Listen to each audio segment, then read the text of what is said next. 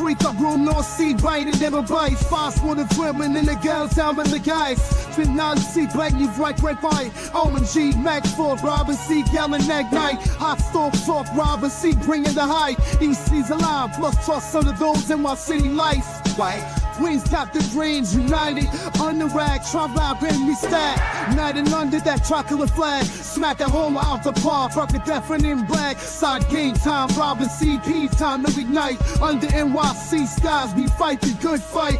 Remains cheer in the orange, we unite. Match forever. I'm fit to be in sight. Match riding high. Energy like a live wire. Queen City chance. Passion never tires. Grand slam dreams and paces always fast. Holding it steady cause we know we gonna last. We the kings of the field, time to ignite. Under NYC skies, we fight the good fight. Remain cheer in the orange, we unite. Match forever, our victory in sight.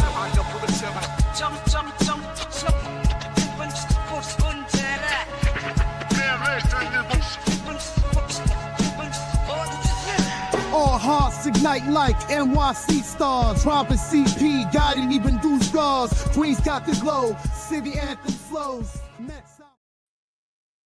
What's up, baseball fans? And of course, what's up, Mets fans? Welcome back to the channels for this very special MLB Winter Meetings live special. Day one, technically, of the Winter Meetings. A lot has happened since we last saw you guys, as Juan Soto did sign with the team we all knew he was going to sign with, the New York Mets, for 15 years, $765 million, with a big old $75 million signing bonus, an opt-out, and all types of incentives to get it up to $800 million. And Cashman spoke. I want to bring this up because of the fact that obviously they lost out on Juan Soto. They congratulated the Mets because what else would you do, right? You got to bow down to the king of New York right now. So you got to be careful. You got to be a good boy because we're going to steal everybody you want if we want them.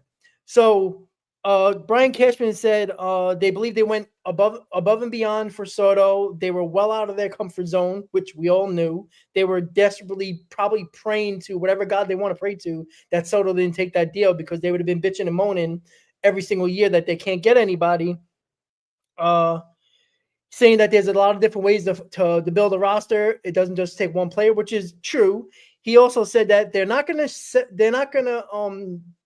spend money like drunken sailors, which was very interesting quote, which tells me, Yankee fans, brace yourself, because there's teams that lost out on Solo also, that, you know, the Blue Jays and the Red Sox, that are going after very, very much the same players you are. Some pitching, some outfielders, maybe some infielders as well. So they got a lot of competition in your own division. And sorry I went on that little rant, Chris, but how you doing, buddy? Was that a little bit of a jab? Yeah. At Steve Cohen with that quote over there from them? That seems like a little bit of a jab. You know what I mean? Listen, man, I think Stevie said it in the chat, OMJ, oh my Juan. Yeah, Juan Soto is a New York Met. Trust me, Mets fans, I woke up thinking I woke up from just this amazing dream. And guess what? It was actually a reality. Juan Soto is a New York Met. But guess what? Just as we told you all yesterday, the Mets have a very quick turnaround in terms of these winter meetings officially starting and needing to fill out the rest of their roster, whether it's pitching, bullpen, or the lineup. And I released a video, and as did you, Rob, on our channels respectively.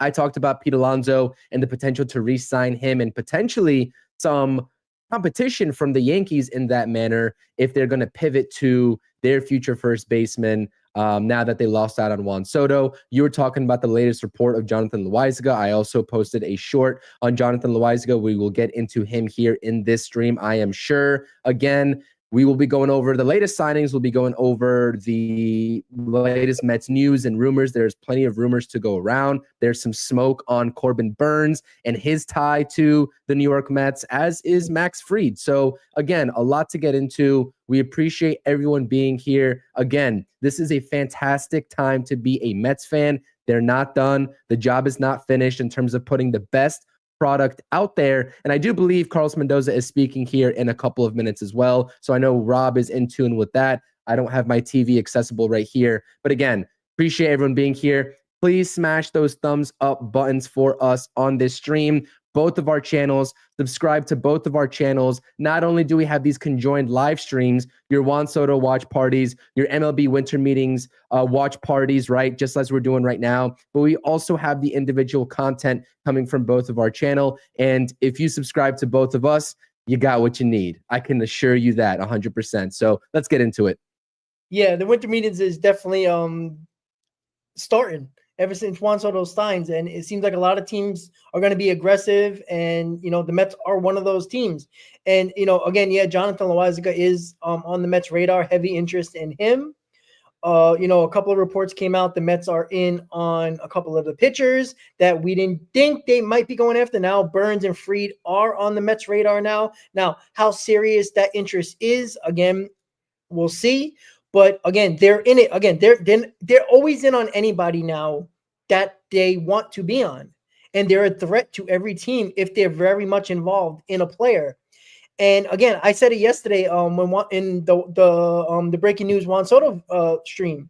I said you gotta remember, if Mets to get Juan Soto, I would question what they would do to go all in.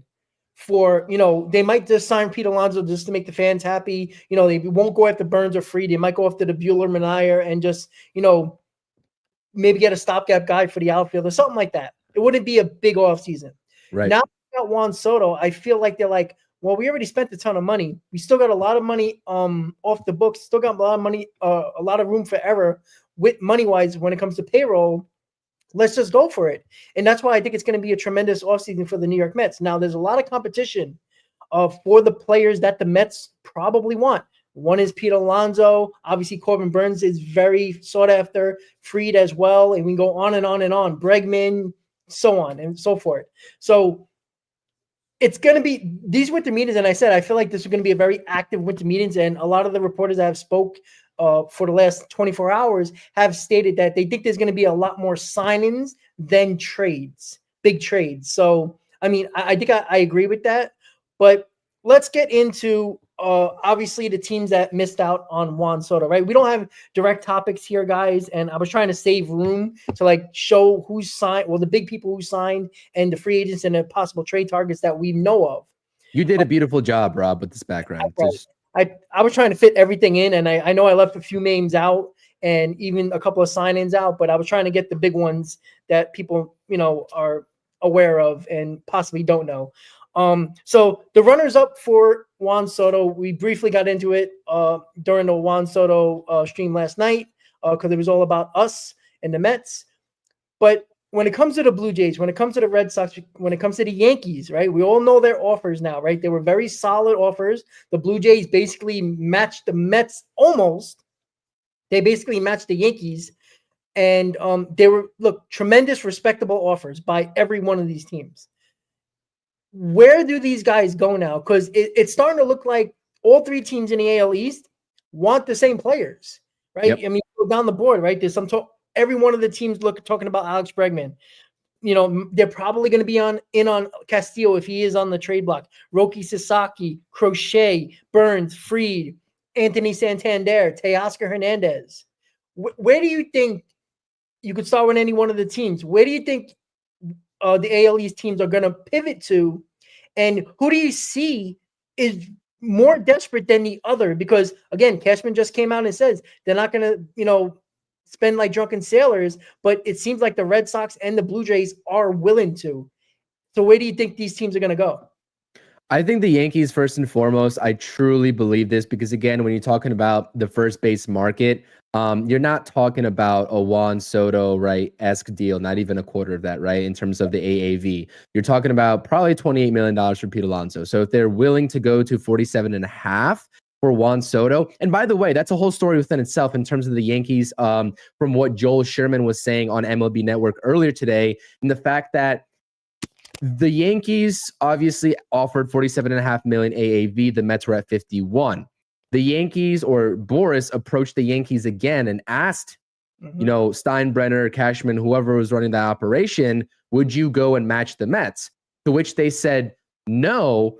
And Boris was also like, okay, well, even if you did Steve Cohen was just going to go higher no matter what you offered, right? And that was just the fact of the matter. So really the Yankees were just outclassed and outpowered, to be honest with you. When is the last time that we can say that in respect to the Mets versus Yankees battling it out for these free agents? But I do think the Yankees shift their focus to Pete Alonso, and I took to my video earlier that I dropped around 1 p.m. on my channel, saying that in the best retaliation, the best answer for the Yankees would be to go ahead and take Pete Alonso away from the Mets, right? It's kind of like an eye for an eye situation, although we know that these two names aren't really comparable. You'll take Juan Soto all day long over Pete Alonso if you have to choose between those two guys. The beautiful aspect of this is that the Mets don't have to choose. If they want to be in on Pete Alonso, they can go ahead and get Pete Alonso, right? And I firmly expect them to do that. Now, we'll get into a little bit later what David Stearns was saying in his interview about how they view Mark Vientos, because again, that's something that is also relating to other free agents and other, respects. But, I think the Yankees pivot to Pete Alonso offensively. But with the not spending like drunken sailors quote, you have to think Cody Bellinger would probably be the best fit for them, especially needing an outfielder. Maybe even, again, Cody Bellinger can play first base too, if I'm not mistaken. So he's a cheaper option than Pete Alonso, obviously, and that would just make the most sense. Pitching wise, I do expect the Boston Red Sox to prioritize their pitching needs. Now, again, their offer was up to $700 million for Juan Soto. So again, not in the same range as the Jays, Yankees, and Mets, but again, it's still a respectable amount to go up to. And if that's any indication of how the rest of their offseason is going to go, they're going to be spenders, right? Probably a top arm and probably a bat too. We've been hearing the smoke around Teoscar Hernandez, to which I heard a report yesterday saying that although the Dodgers remain the favorite for Teoscar Hernandez, Hernandez is reportedly intrigued by the idea of Boston at the very minimum. So they're at least in that conversation in terms of the mind of Teoscar Hernandez. So I do think that in the Blue Jays, man, listen, 760 to lose out on the player while going and upping your offer to 760 is tough. This is why I respect the organization and I respect that fan base, because we had Toronto Blue Jays fans in our Juan Soto live watch party saying, listen, we know that we can offer probably similar money, but we know that he's not coming here. They have a real battle in terms of the overall destination aspect to try to entice free agents. That's just a simple fact of the matter, and that's where they're at a disadvantage. They need a lot of things, Rob. They need a lot of things. So the Blue Jays, I would expect for them to be on and in for everybody and anybody in this free agency. The Boston Red Sox and I think the Yankees are going to be a little bit more methodical, especially with the Yankees in that report. But again, I would expect Fried, Burns, Alonso to be in that realm of competition between those three teams. Yeah, I tend to agree with you. And again, the comments from Cashman, it has to concern Yankee fans because, again, the Blue Jays and the Red Sox seem like they're willing to spend money and they're going to be in on these high-priced free agents. Now, I think the Blue Jays are going to have a hard time bringing Fried and Burns there because I don't think Burns and Fried want to go, north of the border. I think, Fried's a West Coast guy. Burns is a Northern Cali guy. So, people were talking about that, but it seems like, there's a lot of East Coast teams involved with them.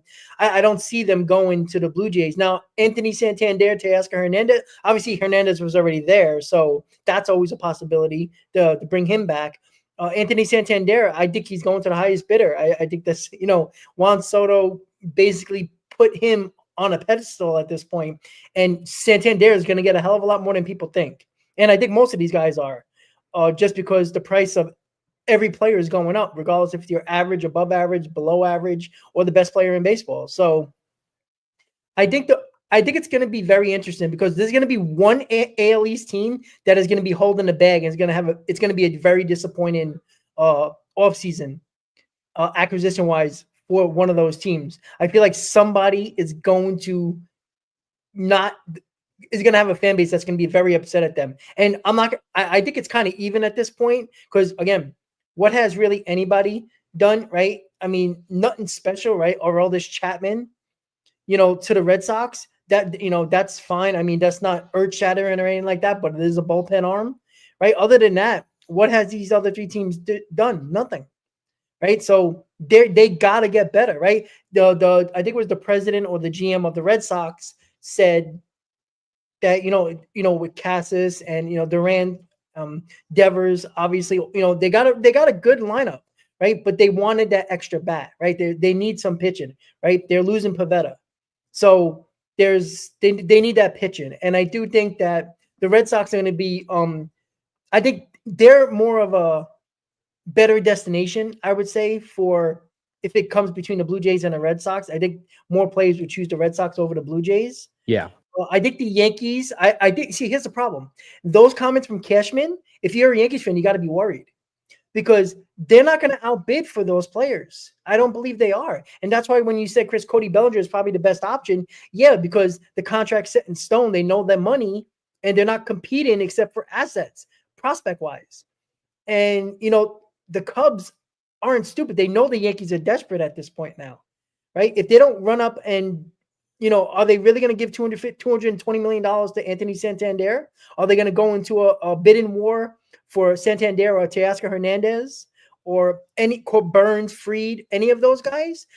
I find that very hard to believe, with the Cashman's comments. So it feels like they're going to go the trade route again. And it's going to be probably Cody Bellinger, which is a solid move. But again, we know we've talked about this to the cows come home about the Yankees. There's a lot of holes, right? I know you kind of like their have a decent rotation. I don't trust their rotation for the life of me. I think they need more pitching. I think they need somebody behind Cole. Rodon is not that guy. Stroman's garbage. Cortez is, a back-end rotation guy that's not really going to help the rotation much.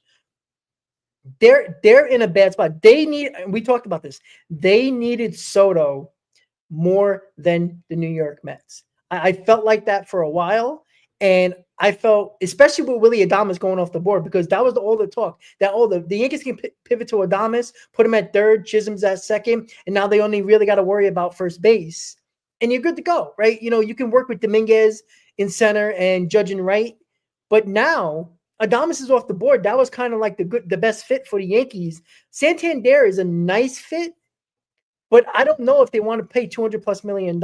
I think the Red Sox or the Blue Jays are willing to bid it out for those guys, for either Teoscar Hernandez possibly, but definitely Anthony Santander.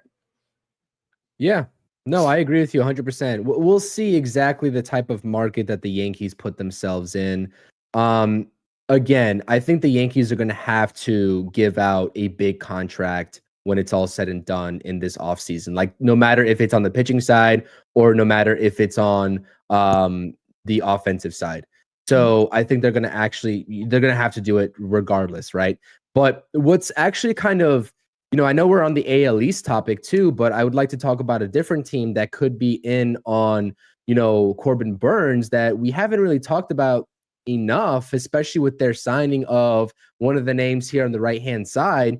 That's the San Francisco Giants. They could be definitely in on either Max Fried or Corbin Burns, especially with those guys having California ties. That team makes a ton of sense, especially given the fact that, we know that they talked about cutting payroll as well, but I still think they have a lot of money to spend. So I think that they are going to be dark horses to try to steal, not steal, but take away that option from one of those AL East teams in terms of trying to upgrade their rotation. So watch out for the San Francisco Giants as well. But I agree with you. It's kind of hard to see what the Yankees' plan is going to be, because maybe Steinbrenner was like, okay, the only chance that I want to give out an enormous contract this offseason is for the likes of Juan Soto. Anything after that, if we realize that Soto is going elsewhere, if we lose him to the Mets or whoever else it was, we pivot and we have a different strategy. And we know how Cashman operates at the very minimum.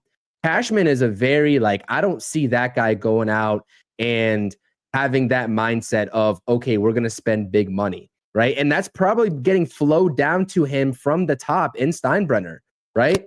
He's probably operating off of what the ownership group hell's him.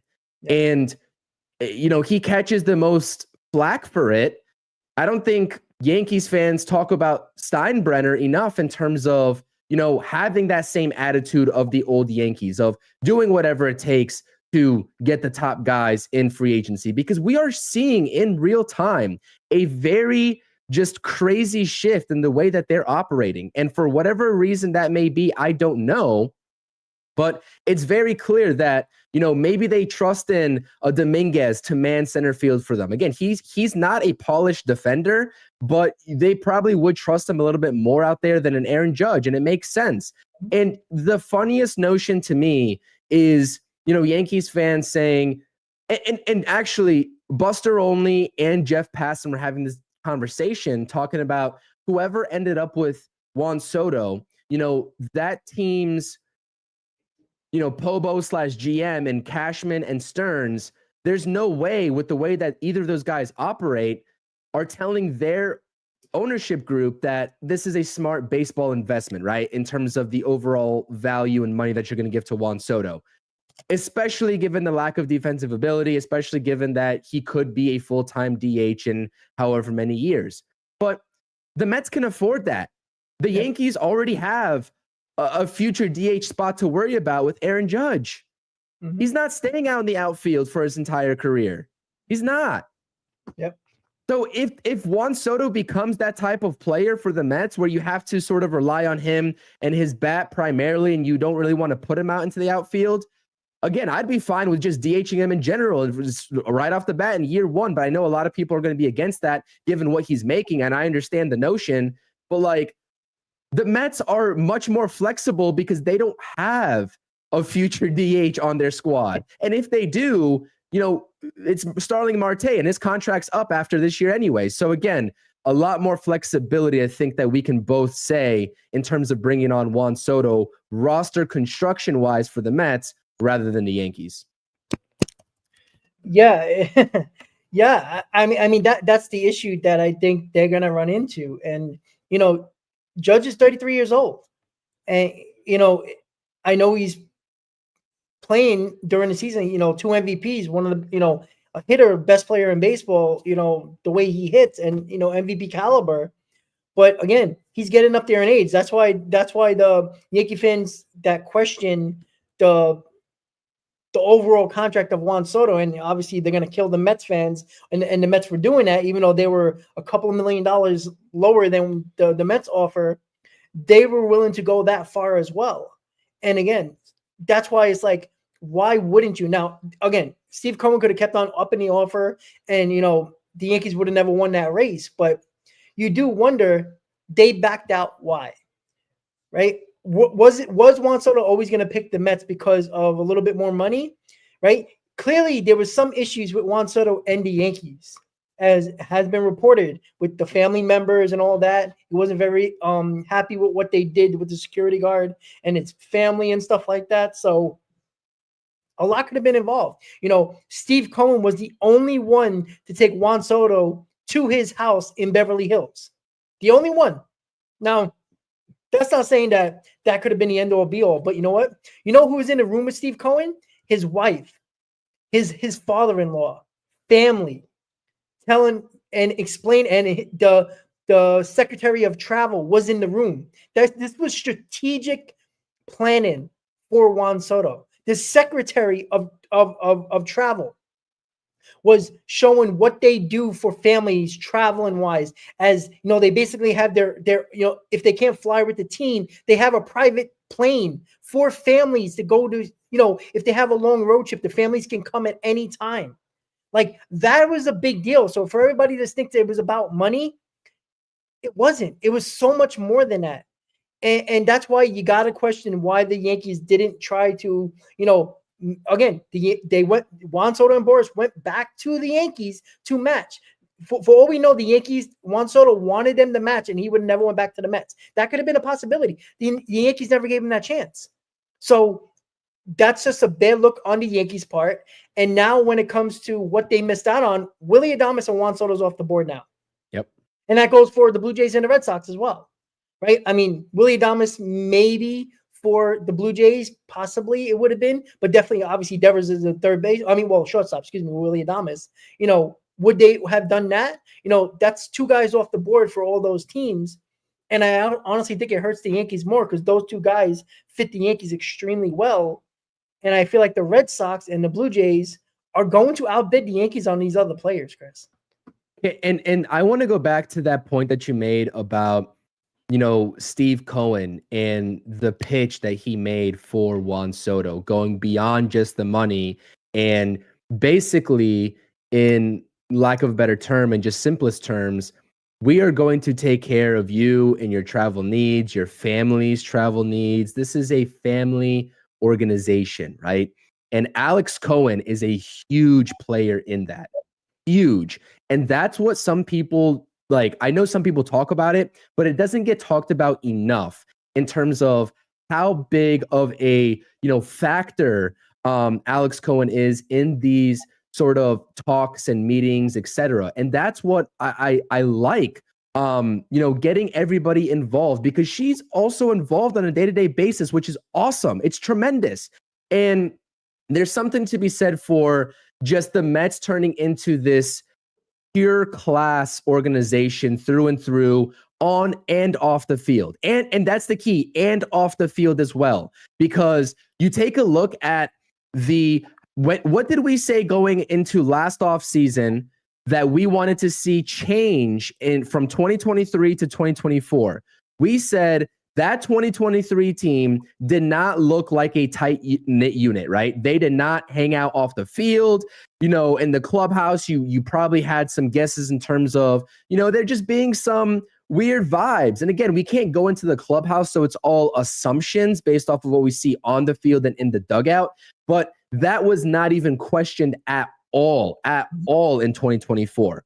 Yep. And this offseason, again, especially in these Soto sweepstakes, for that to come out and Andy Martino to report on that, and all the other reporters, John Heyman, for crying out loud, was even reporting on that, and that being one of the factors as well. And I know that Yankees fans are going to come in here and say, oh, BS, spare me, this talking point, it's all about the money, whatever. I get it. It's a coping mechanism for them. I understand. But for Mets fans that actually understand the way that the Mets are operating right now, and that everyone knows that it's like, Steve Cohen, primarily doing these negotiations along with David Stearns, etc. But there are other factors involved here. And I do just have to tip my cap and shout out Alex Cohen as well, because that is just a beautiful thing to hear. And that's exactly the embodiment. It gives us Mets fans confidence, right? That this is going to be a destination spot, right?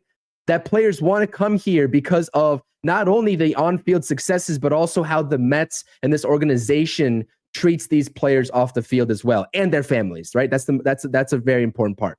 Absolutely. Yeah, 100% you're correct about that. And that's the thing that I think that people are forgetting here. And this is not saying that the Red Sox didn't have a really good meeting with them, or the Blue Jays, right? But it did seem like the Yankees were lacking in their plan or their convincing of Juan Soto to be there. And you know what? They should have had an easy path to convincing Juan Soto, because he was already in the building, right? You got to make it so perfect. You hit, and this goes back to the same thing with the Yankees. They still believe the aura, the ghost of the Bambino, the ghost of Yankee past, and just the Yankee brand is enough. And they have to, they're still living in the past. Right. I think every day Cashman goes home and watches the 98 team and watches that World Series series. Like, I truly believe that. Like, they're lost in that aspect. Their analytics are way behind, as it's been stated by players. Players leave there and become better.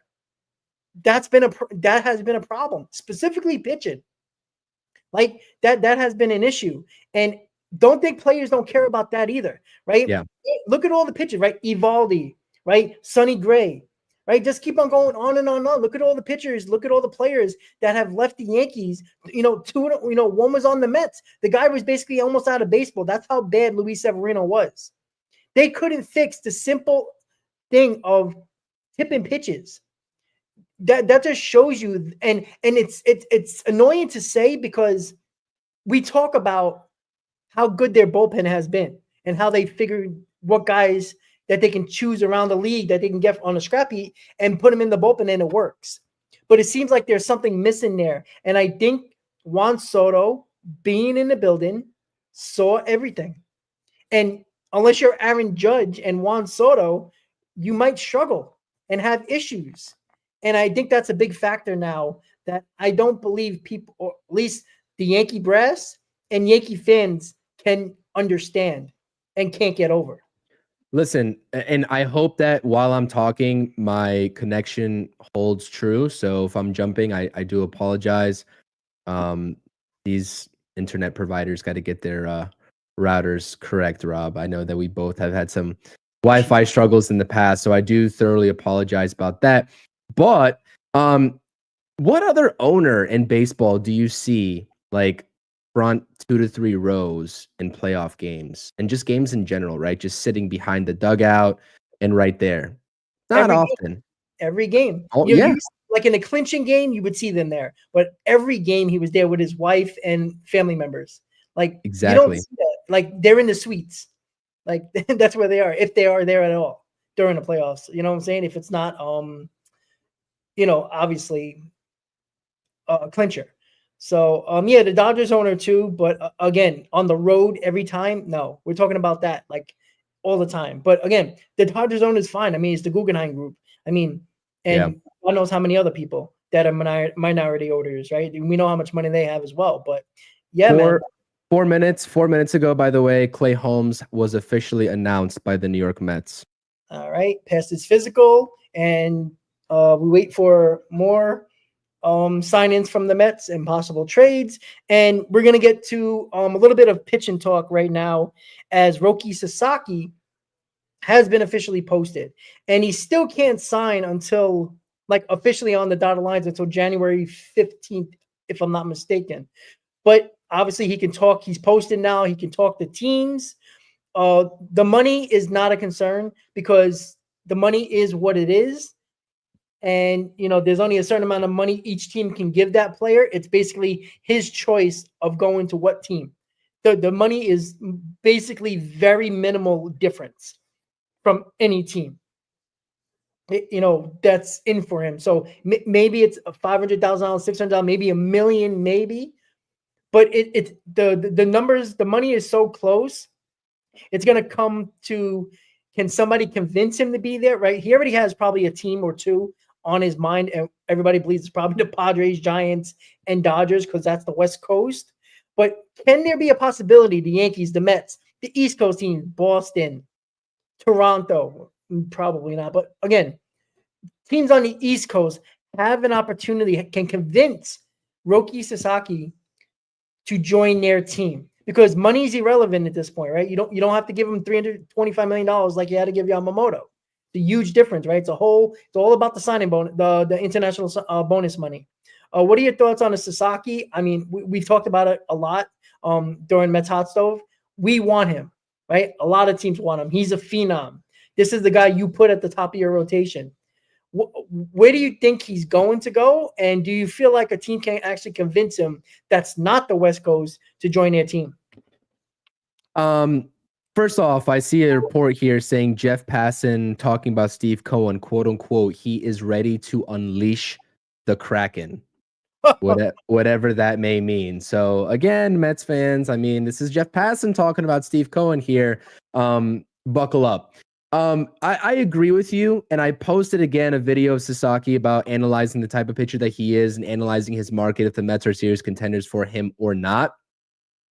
There would need to be a workaround, quite simple, right? With the whole Elian Pena, we did get confirmation about the whole Elian Pena, situation and Sasaki taking that into account. But I do think, right, if there was a player that could change the mind of someone that is thought to not want to come to the East Coast, if there's a move around baseball that could change that player's mind, it would be Juan Soto.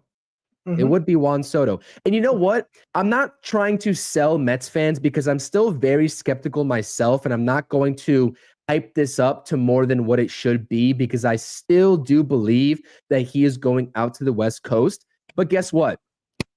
This isn't the last phenom Japanese pitcher that we're going to see come through the pipeline. It's not.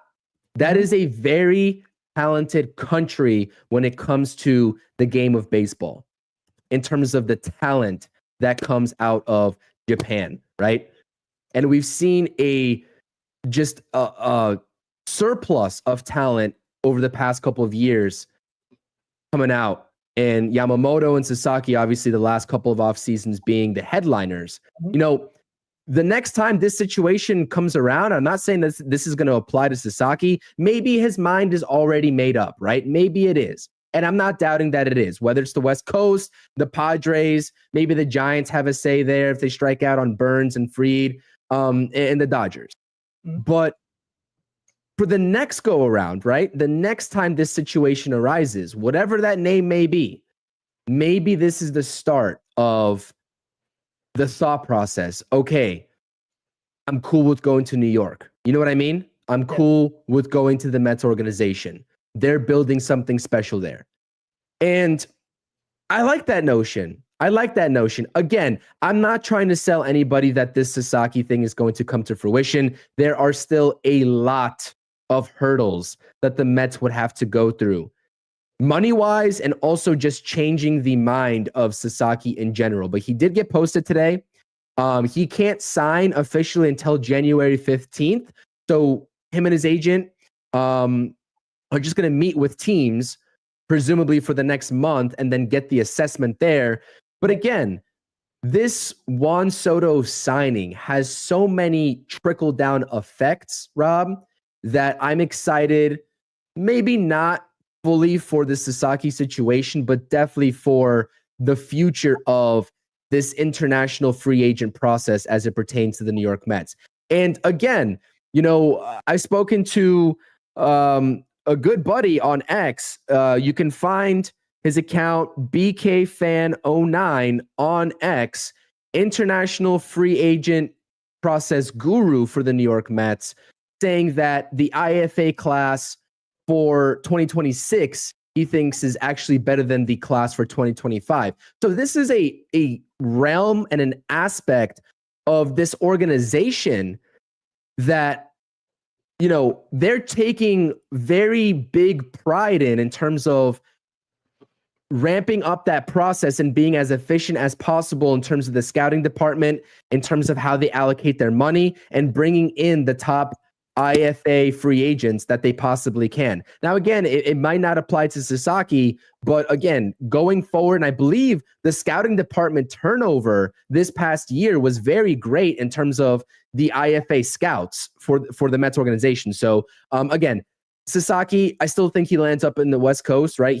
I still think he goes over there, but the future is bright in terms of landing these IFA prospects and hopes to persuade them to come to New York.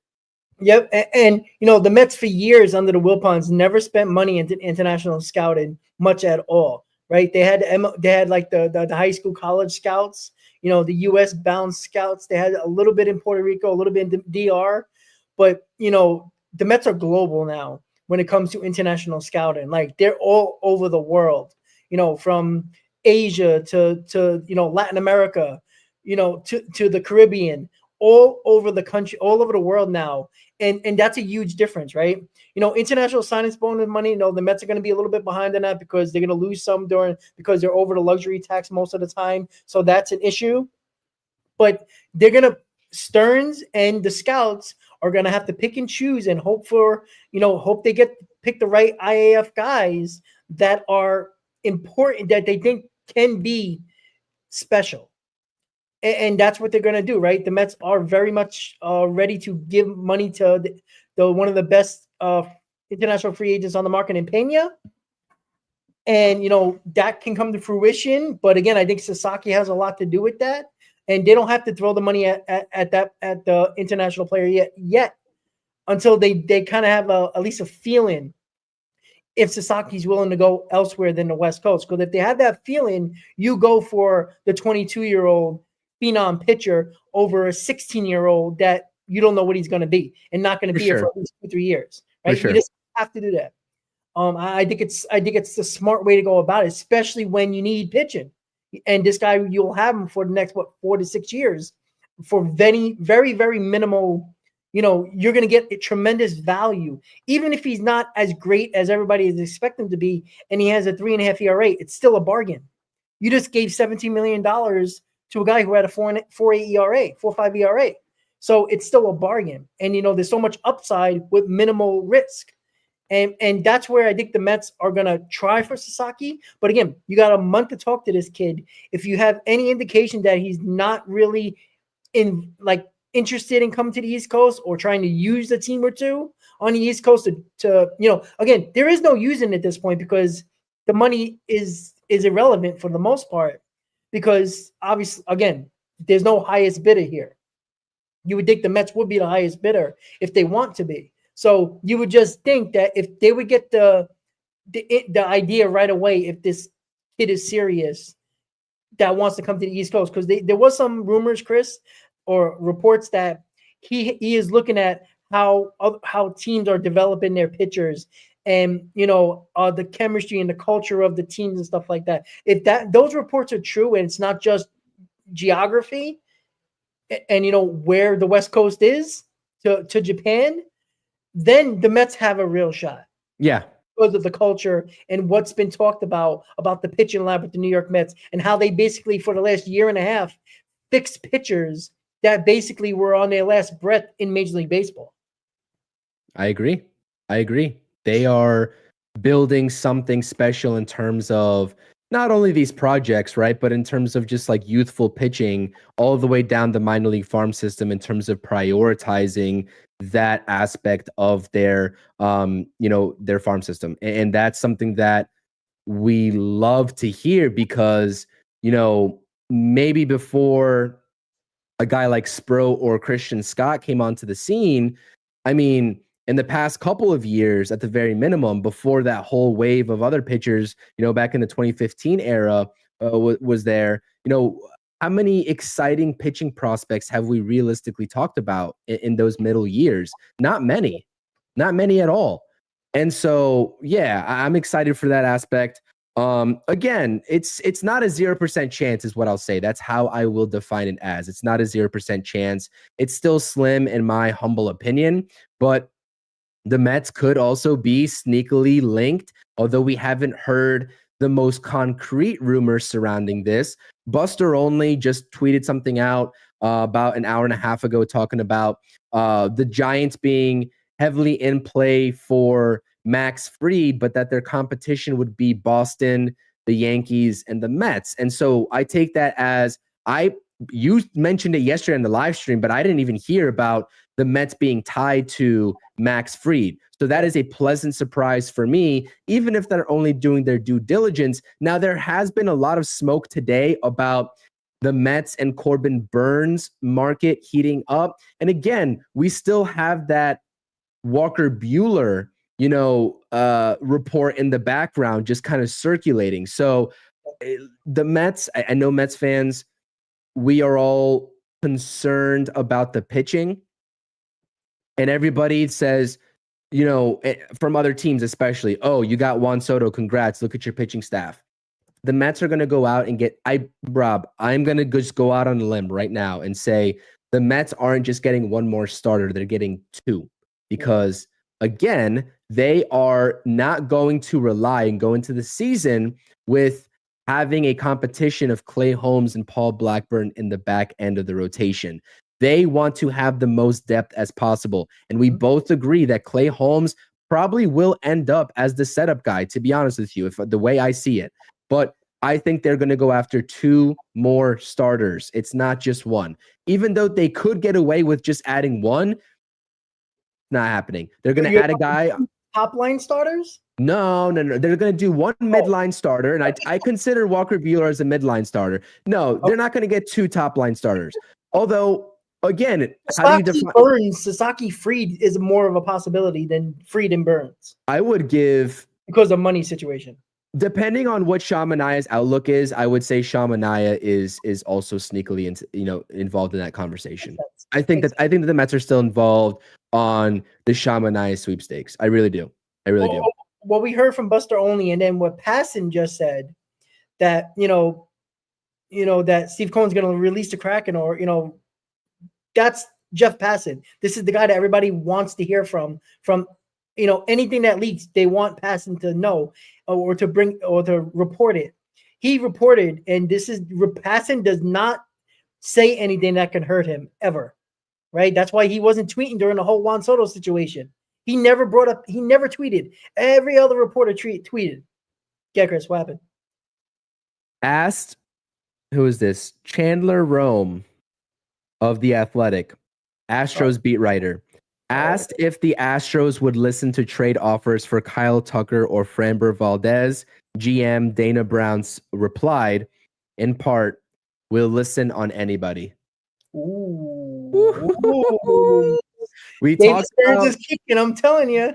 we talked about Kyle right now going like that, man. I'm telling you. That's what I like to hear. Although Kyle Tucker was, a thought process for us as a backup to Juan Soto, obviously, right? But,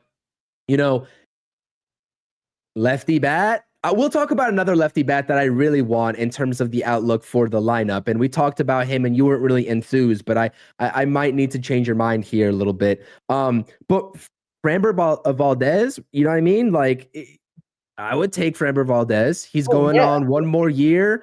You can decide if you want to extend that contract. You most likely will at the end of the 2025 season.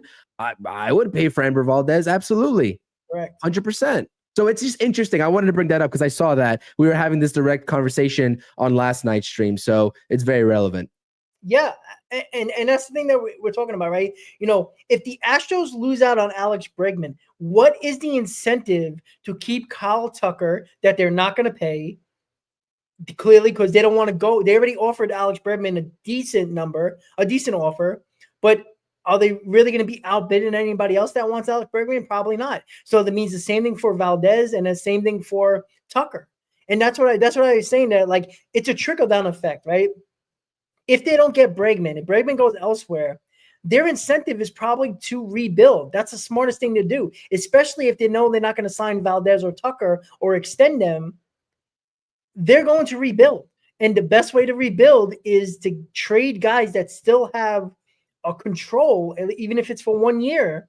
You can get possibly at the very least 2 top prospects, maybe even 3 top 10 prospects for each one of those guys.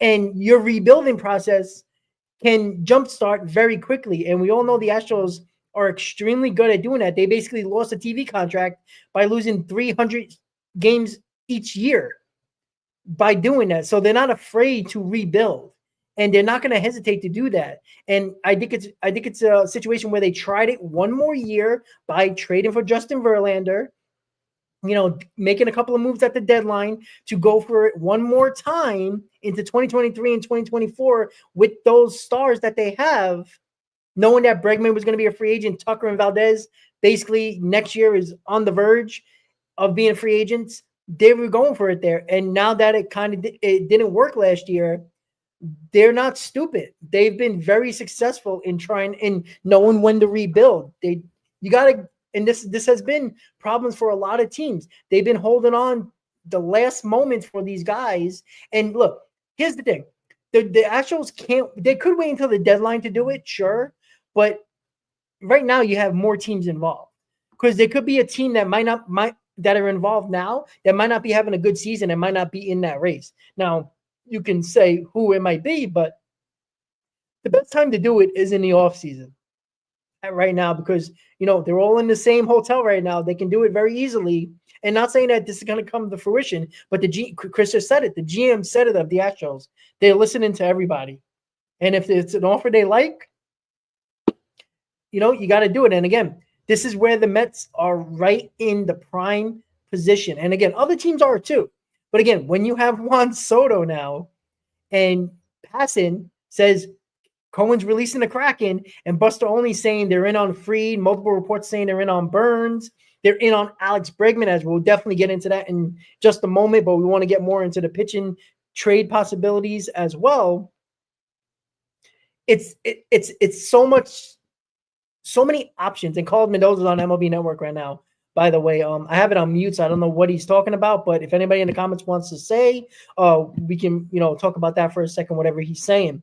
So yeah, I tend to agree. The Astros are it's going to be very interesting because obviously the Mets have a relationship now with the Astros, right? We know about that trade.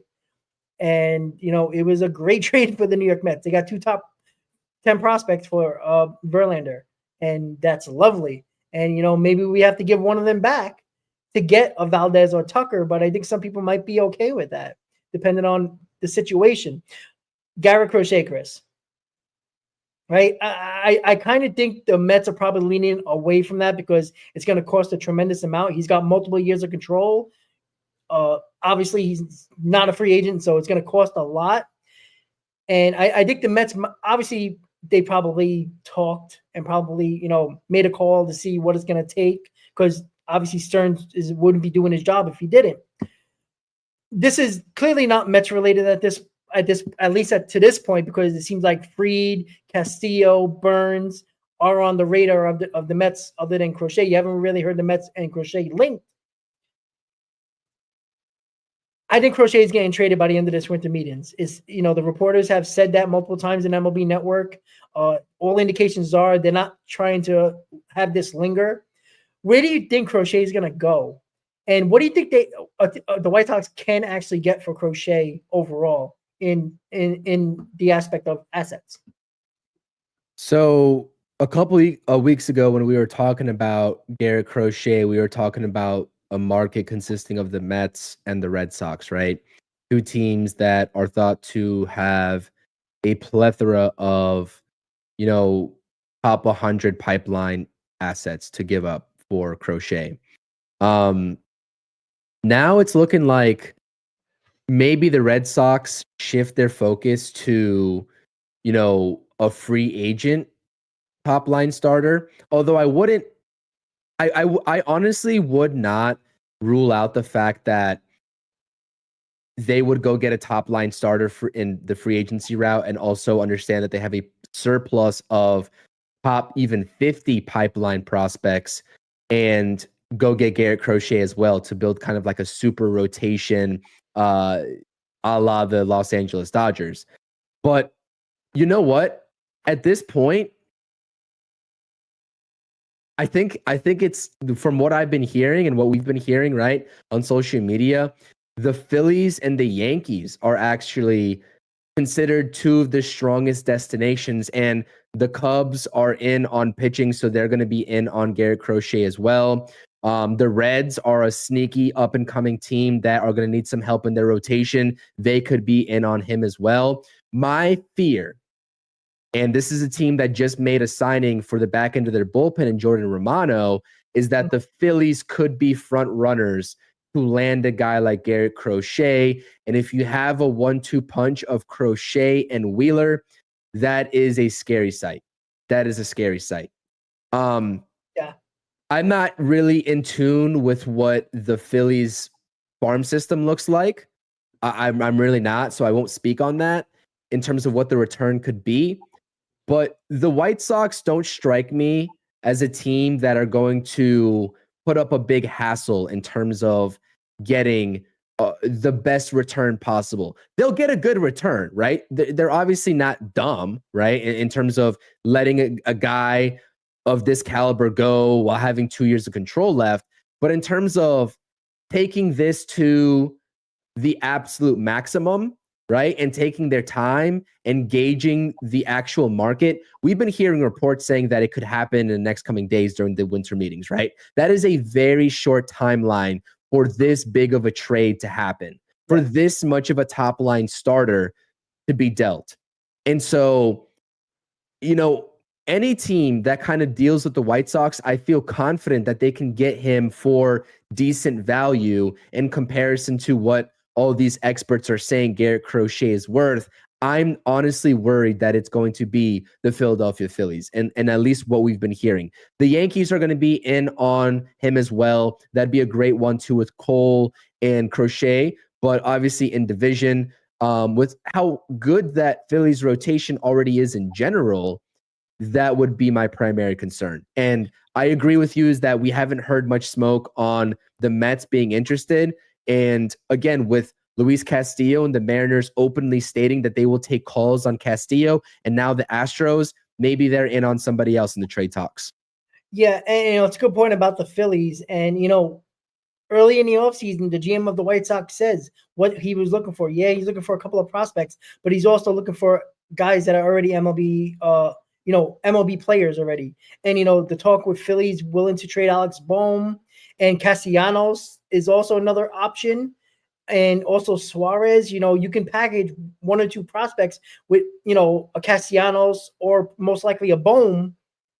And that's a package that I think the White Sox would take. Now, it depends on what the other teams are, right? I think teams are starting to realize that a lot of the Yankees prospects don't pan out, and the Yankees prospects farm system is not as good as, the media loves to portray them as.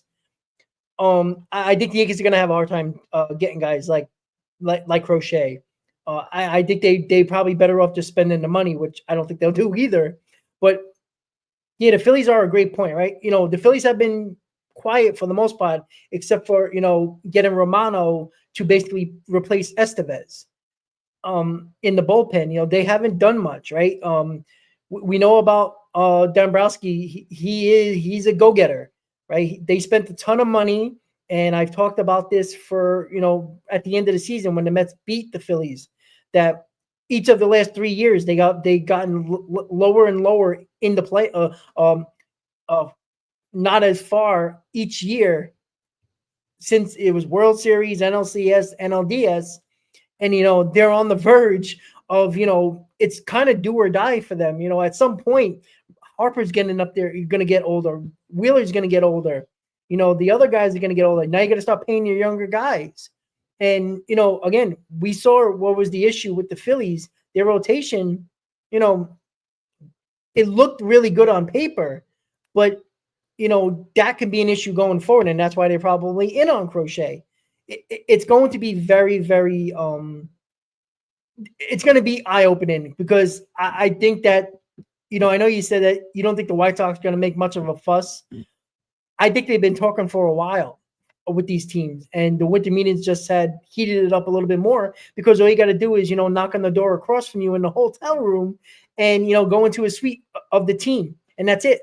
So it's very easy at this point to do that. And that's why a lot of people believe Crochet is going to be on another team by the end of the winter meetings. Well, that's a great point by you too, because guess what? They floated him out there as being available at the deadline this past season, and the Dodgers made a formal offer for him. Now, obviously the Dodgers don't have any use for him anymore, given the status of their rotation in 2025.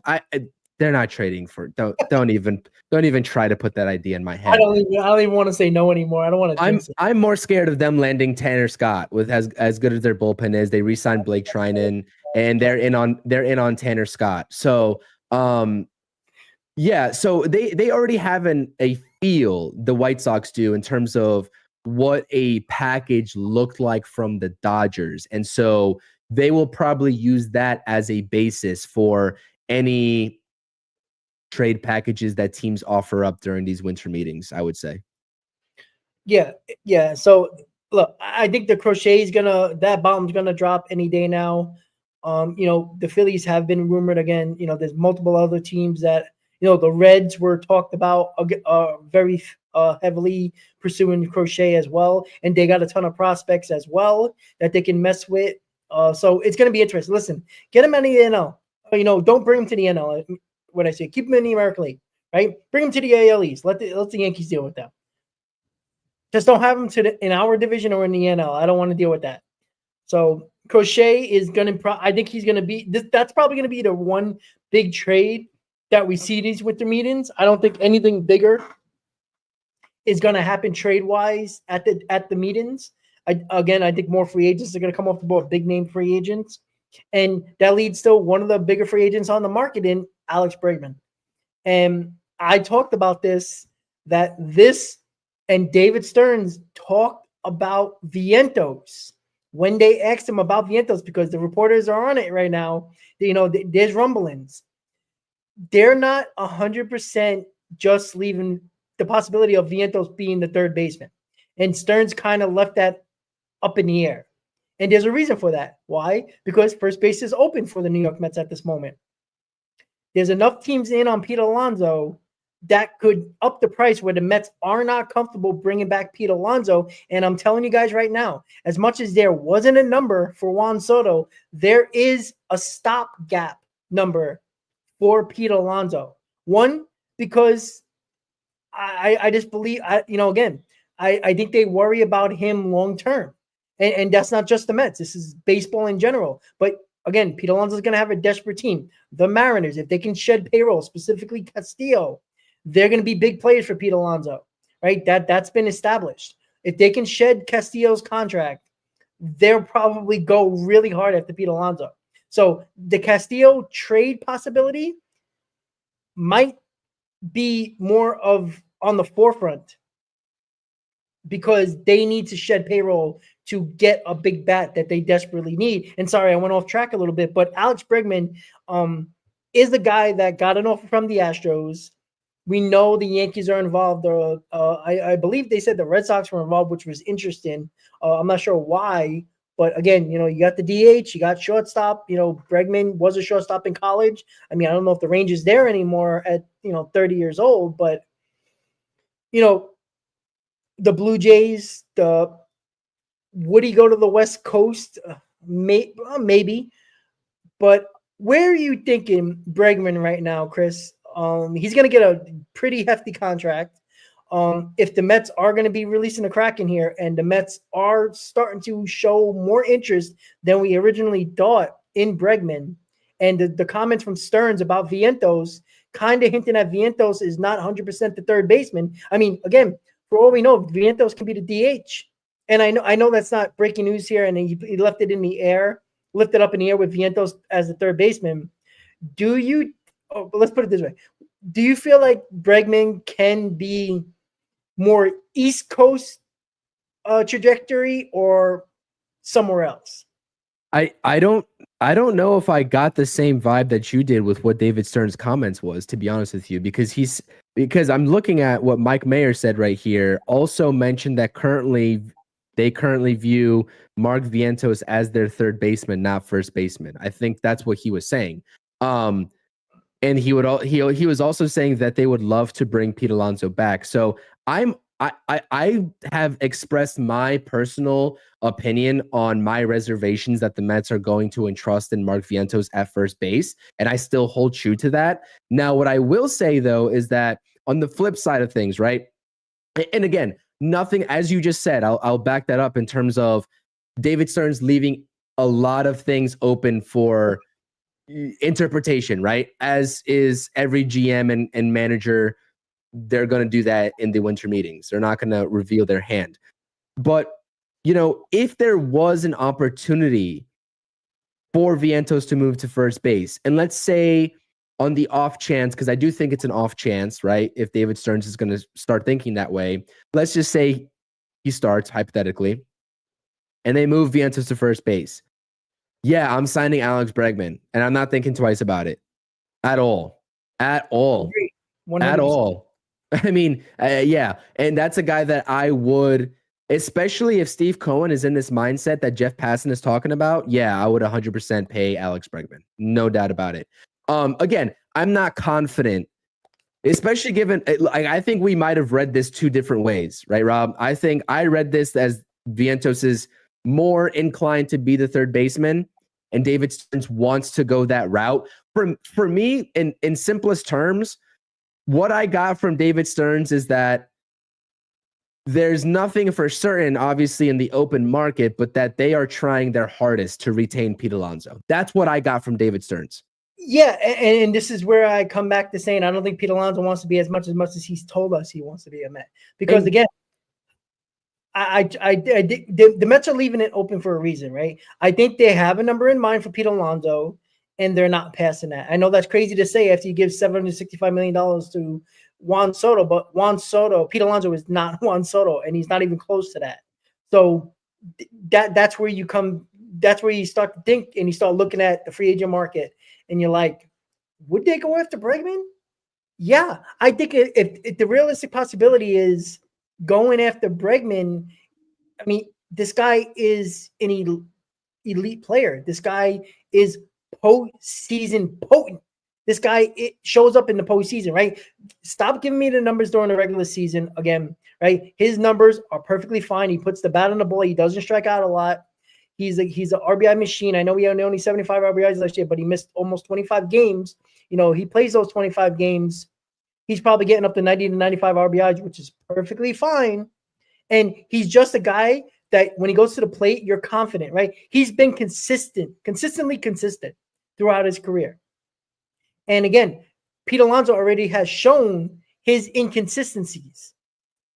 Where would you go if the numbers are similar, right? Let's just say, right? Obviously, Bregman's a third baseman, Pete Alonso's a first baseman. But Chris, let me ask you, if the numbers are similar contract-wise, right? Possibility they're going to have similar. I think they might have similar offers on the table, right? Maybe a little more, a little less.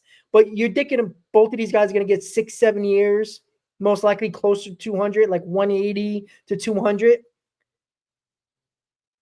How can you not choose Bregman over Pete Alonso just based on consistency from Bregman? Now, again, I would lean towards Pete Alonso only because he's a New York guy. He played in New York, right? We've seen what he done in the playoffs. He finally, he showed up in the playoffs, right? After having a down season for Pete Alonso. I find it hard to believe the Mets might go more. I'm trying to think like Stearns here, right? Pete Alonso shows he can be inconsistent, right? It seemed like he never adjusted during the season. Maybe it was the pressure of the contract, free agency. I don't know. But Bregman has a proven track record being so completely consistent in the regular seasons. Just look at his overall numbers throughout the regular seasons through his career. And the postseason, he's been one of the best with stats-wise in the postseason. So what would you do, and what do you think Stearns is thinking here? I don't think Bregman's power numbers that we've seen in Houston would translate to Citi Field. I don't think that they would translate. I'm glad you said that because I checked his split. They're very similar on the road and home, specifically the last couple of years. It could be for sure. But let's be honest, the left field dimensions, I mean, do the math on that. I don't know the correct numbers on that, but if you're talking about, is this still Minute Maid Park? I'm not sure if it is. Anyways, whatever it is over there now versus Citi Field, I mean, he's not putting as nearly many balls out of the yard, in my estimation, at that park in Citi Field rather than in Houston.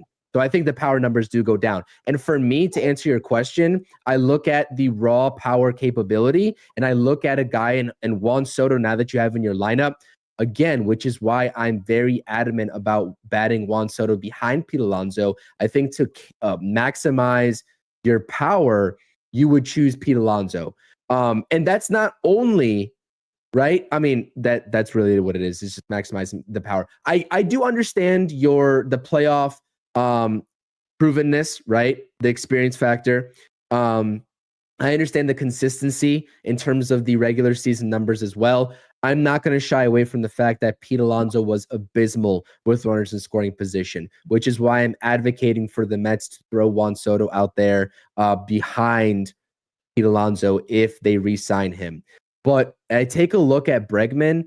I understand he's a great ball player. I would absolutely, if Pete Alonso walks, if Bregman's available, I would go after Bregman very, very much so, 100%. But if you're telling me that both these guys are available and you have to choose one to maximize the power of this lineup, right? You're talking about, especially if the Mets go out and they're serious about one of the candidates that I really hope that they're serious about, potentially platooning at DH for them, you would have a 20-plus home run guy And you have that with Alex Bregman, so I'm not going to fault that. But I'm talking about maximizing it, right? Pete Alonso's easy 35, 40. In his worst season, Pete Alonso posted 240, a 788 OPS with 34 home runs. I understand the RBIs were down. I understand he did not live up to the expectations of being a middle of the order bat, right? I understand that, and I will accept that. But the numbers at face value were still respectable. They were. And we cannot deny that. I would choose Pete, just to answer your question. Okay, so again, I care about run production. That's what I care about, right? I can care less when he hit the home runs when it was 10-0, and that's where we're going to care about home runs. I guarantee you, the 25 home runs that Bregman hit were more important. He hit more important home runs and more big home runs in clutch spots than Pete Alonso's 34 home runs. I would love to break that down because he only had 75 RBIs though, but he missed 25 games. 26 home runs with 75 RBIs. The math isn't mathing there for me in terms of having. If he missed 20 games, say another 5 home runs, give or take. So you're on 30 home runs. And again, I'm not saying he's going to hit 25, 30. He's going to hit 30 home runs at Citi Field. I'm not saying that. But his splits home and road, he hits home runs on the road, just as good as he does at home. Yeah, he loves that Crawford box for sure. But again, I'm going back. I know home runs, and again, with Vientos showing up, with Juan Soto now, with Lindor's 25 to 30 home runs, you're getting 30 home runs from at least from Juan Soto. You're getting 25 to 30 home runs from Vientos. The power numbers are there, so we're not losing so many home runs than we actually think. And then add 20 plus home runs, 25 home runs from Bregman, who is a run producer. You're getting more run producers here. This was the issue for the Mets, was the run production. Pete Alonso lost us a lot of games because he couldn't come up in run production. He couldn't do much in clutch situations with run production. And regardless of the home runs, times you just need base hits. Bregman puts the bat on the ball and is willing to take a double down the line to score runs when Pete Alonso is trying to hit the ball over the wall. And that's been consistent in his career. And again, this is not trying to hate on Pete Alonso. I'm just talking about run production. The problem with the Mets, and it was glaring a lot of the times with Pete Alonso, was the fact that it was constant. He kept on coming up with men on base in big spots. And if he didn't hit a home run, the runs were not coming in. And that's what I worry about, right? Them 34 home runs, that's irrelevant to me. Because although I guarantee you a lot of those home runs were in garbage time and weren't big home runs. And I can guarantee you, if we can really break it down, Bregman's home runs, even though they're 10 less, 10 home runs less, they were more productive. And damn it, I don't want to say it because I want Pete back because I like what he did in the playoffs. He showed me something there.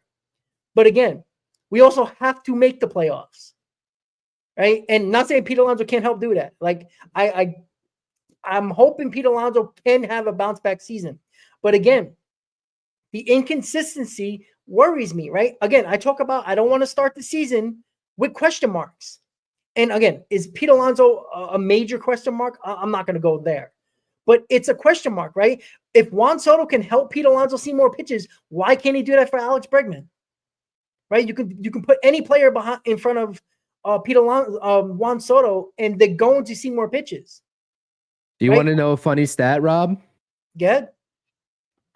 Both of these guys that we're talking about right now, yep, with runners in scoring position in 2024. He had a 232 batting average and a 762 OPS with runners in scoring position. Alex Bregman, with runners in scoring position, had a 230 batting average with a 694 OPS. Okay. Pete Alonso actually outperformed Alex Bregman with runners in scoring position. Let's take a look at a different situation here. Because again, as you were talking, I'm kind of like, I was curious. I'm glad you brought it up. Alex Bregman, let's take a look at another clutch stat, right? 2 outs, runners in scoring position. Alex Bregman hit 194 with a 620 OPS. Pete Alonso, in that situation, hit 239 with a 771 OPS.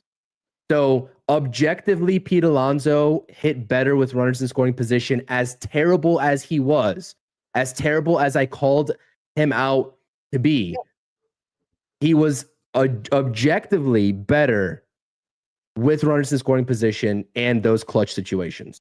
Numbers don't lie, right? There you go. So again, I'm not trying to be the devil's advocate here because again, it would be stupid for me to say I wouldn't want Bregman, and it's not going to hurt my feelings if the Mets choose Pete Alonso over Bregman, because again, it's not hand in hand here, because obviously Bregman's a third baseman, Pete Alonso's a first baseman, but you would assume, I mean, you might not. You can get Bregman and Alonso, put Bregman at third, who's the better defender at third base, put Vientos in DH, and Pete Alonso at first, and my God, that lineup is tremendously scary. After Juan Soto, though, I would love that, but after Juan Soto, it's just like, oh, there's no chance. But again, passes said release the Kraken. Like, I mean, that's releasing the Kraken. That's releasing the Kraken and open up some beers. Like, it's something, again, is that a pipe dream? I don't know because you know what? The Yankees in 2009, when they didn't make the playoffs in 2008, they spent nearly, a tremendous amount of money on pitching, which the one thing that they needed was pitching. They got 3 top line starters.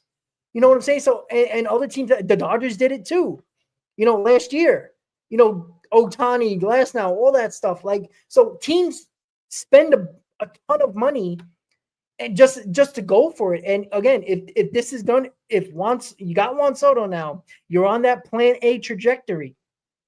Is it a possibility they're thinking about Bregman and Alonso and maybe just go Buehler Manaea? I mean, you're saving money in the rotation to add money to your lineup.